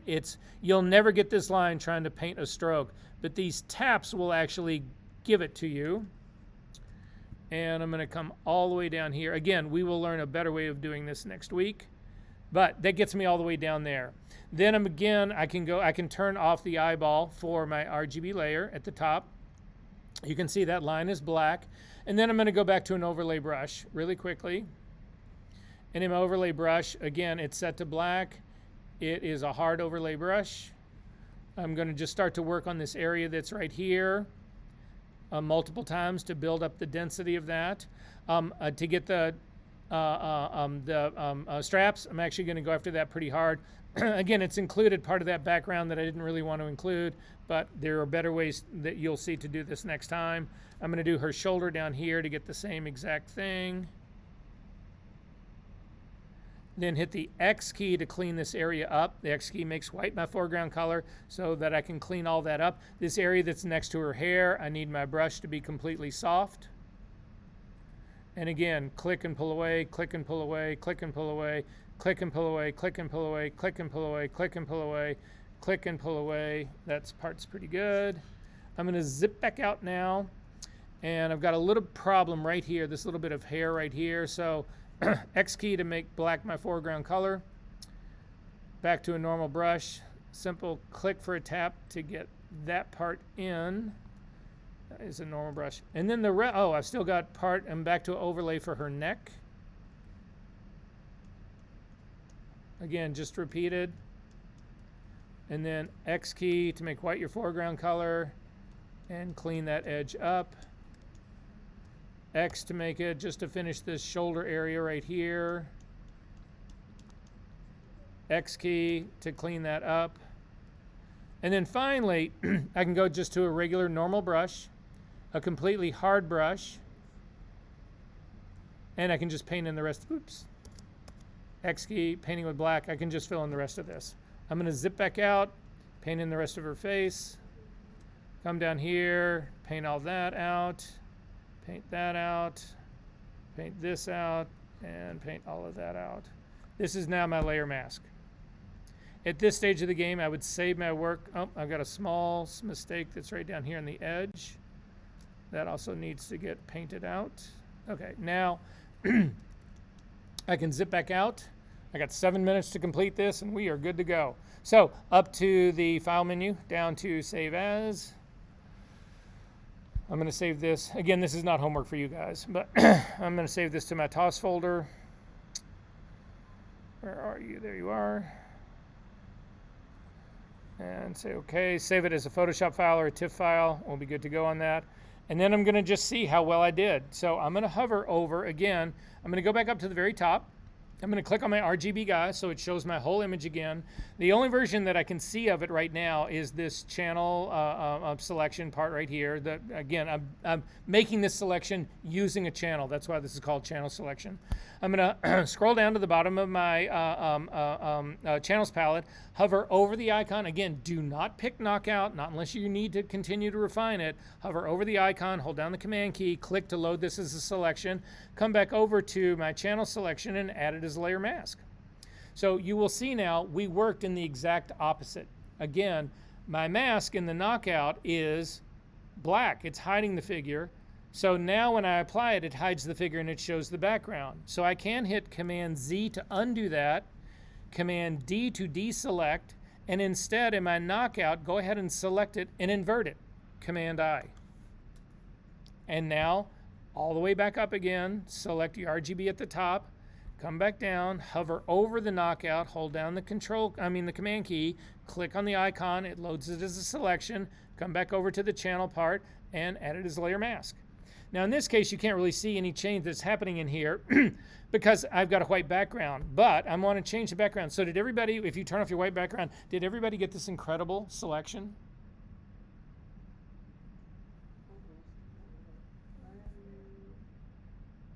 So here, there's another way of doing this. Let me show you really quickly. So if you don't want to invert the channel, we're going to go back to the way it was to begin with. So I'm going to go back here to this part. So I've still got the black knockout. So I'm going to, again, load the black. I'm going to load the wrong one. I'm not the non-inverted one, because you can invert it when you make it a layer mask. So I'm just going to command click to load this as a selection. I'm going to come back over to my channel selection and add it as a layer mask. And you get this, you can't see her because she's being blocked, right? But my mask is now got the bars around it. Just hit Command I here. It inverts it. And this is the perfect mask. I'm going to hide my background. We need to see how well we really did. So we're going to add a solid color adjustment layer underneath this, because it's no point in knocking out a white background and then putting her on white. Correct? So I'm going to come down to my bottom layer, my background layer. I'm not going to turn it on. I'm just going to click on it. And then I'm going to add an adjustment layer. Click on your adjustment layer, and I'm going to come up all the way to solid color. And I want to put this on a cyan background. So to do cyan background, it is a combination of green and blue. So I'm going to select my green slider, or my green radio button, not the radio button, but the little space for green. Type in 255, hit the tab key and come down for blue and put in 255, and that makes cyan. And I'm going to say okay to that. Look at this fucking mask.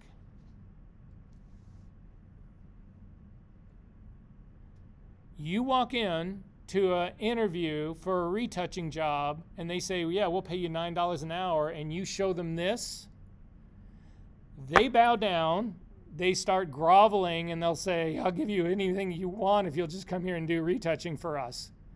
$50 an hour, $100 an hour, sure, you're in. Look at this. Zoom into this.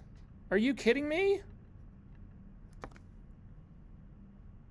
So let's see how well we did relative to the subject selection, the auto subject selection. So to do this, the easiest way to go back and forth really quickly, because we have to turn off layers and turn layers on to do this, we're going to actually add a history snapshot. And guys, I got 3 minutes left, and it's all I need. So come over to your history palette, and you're going to click on the little camera. And if you don't see anything happen, and that's the problem, that's one of the things that's broken with this version of Photoshop. If you scroll up to the top, you'll see it's created this thing called Snapshot 1. We've set up our preferences to say, you should open this up and let me name that. So this Snapshot 1 is what it looks like with the channel selection, with the selection that we made based on a channel. So now that that exists, I'm going to turn off the selection that we made, that we just finished, and I'm going to turn on the auto one that was done by Photoshop. And I'm going to hit that radio button again. This is going to create what is called snapshot number 2. So now I can go back and forth between 1 and 2 to see the difference. So it's just faster. Otherwise, I've got to try to turn one layer off and another one on really quickly and see the difference. You can't do that. But if you go back and forth between the snapshots, you can. So I'm going to zoom in to this because I really want to see the edges of this. If I click on snapshot number 2, this is what Photoshop made for me. If I go to mine, I have richer detail in my hair. I've got finer detail in my hair. I go back, there's a whole lot of missing stuff. All of this is falling apart in the Photoshop version. All of this exists in mine. No question. Again, Photoshop's getting better at this all the time, but there you go. Guys, if you did this whole thing with me, you should look at this and say, oh my God. Inside, you should be fucking jumping up and down right now, screaming hallelujah. This is why I suffered through 2 fucking sessions of color theory. This is why I keep coming out here in the snow. This is why I'm suffering through 4 fucking hours of lecture. Believe me, you think it's hard to listen to it? You have no idea. I'm going to go home tonight. I used to have 3 classes in a row. I used to have a class that I did in the afternoon and then a double the next day. Oh, I would get to the end. It was just, all right. So really quickly, any questions about this? Again, it's on the video. Go back and watch the process again. It'll be all there for you. But your assignment, just to go over it really quickly, if you look at your assignment folder, there is this, you can read the assignment folder. I'm just going to show it to you really quick. There's this image called Sunny. And every single, just so that you know, I've never changed this because it's just every single class of this that I've done from the very first one has had this assignment in it. So this is what your assignment is. So I'm going to close up this. Again, you should be jumping up and down about this shit. Next level. So for Sunny, you are going to create 4 layers of her. So again, I'm just going to do this really quickly. Command J, J, J, J, J. I think that's 4. That may be 5. Doesn't matter. You're going to create a separate layer for every one of these. And then you're going to go in and you are going to create a layer mask that only shows the blue background. You're going to do another layer, a different layer, that only shows the sweater. You're going to do another layer that only shows the hair. And you're going to do a final layer that only shows the skin. So you've got to go in and you've got to make a selection of the blue background and mask it off. You've got to go in then on another layer and select only the sweater. But the sweater includes, the whole sweater, the white shoulder and the yellow sweater, whatever. When you do the skin part, you do not need to worry about separating her eyes or the eyebrows or the eyelashes. You can do all of that. But you need to separate all of this hair. All of this hair needs to exist on its own layer, masked on its own layer. Does that make sense, everybody? Are we good on this part? And that's your homework. I'll only give you the hint. You've got a lot of selection techniques that are possible. You also know how to refine edges. I'll see you next week. Oh, and let me show you really quickly about who turned in homework.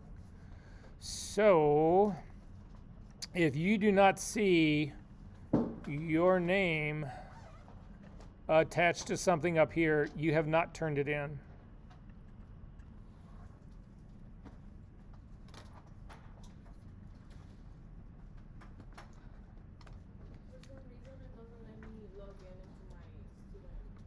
I'm sorry, what? For some reason, the server doesn't let me log in into the student to fill it in. Okay. So I already reset my password and that didn't work. Okay. Don't worry. If you can't get to the server right now, your other option is to send this to me via Smash Transfer. So to do that, simply go to a browser, type in from Smash, or just type in Smash Transfer as a search, but mine comes in, the address ends up being from Smash. And say okay to this. This screen will open up. It may ask you to log in the first time or set up an account. Don't do the paid version of this. Just do the regular version. All you end up doing is you drag and drop here, I'll show you. I'm going to...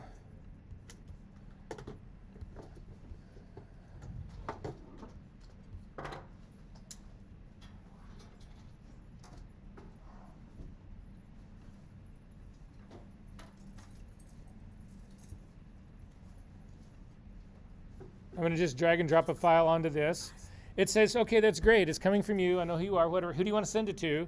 Just put in my email address contact right here and click send. And it'll do anything under 2 gigabytes, it'll do for free. Okay. And it's quick. Okay? So again, this is what, again, it's just from smash.com. It will get you that part. And then just send it to me, but get it to me today so I don't count it as late. Any other questions about this? And we'll figure out, we'll get you onto the server next week. Okay, so don't sweat that one.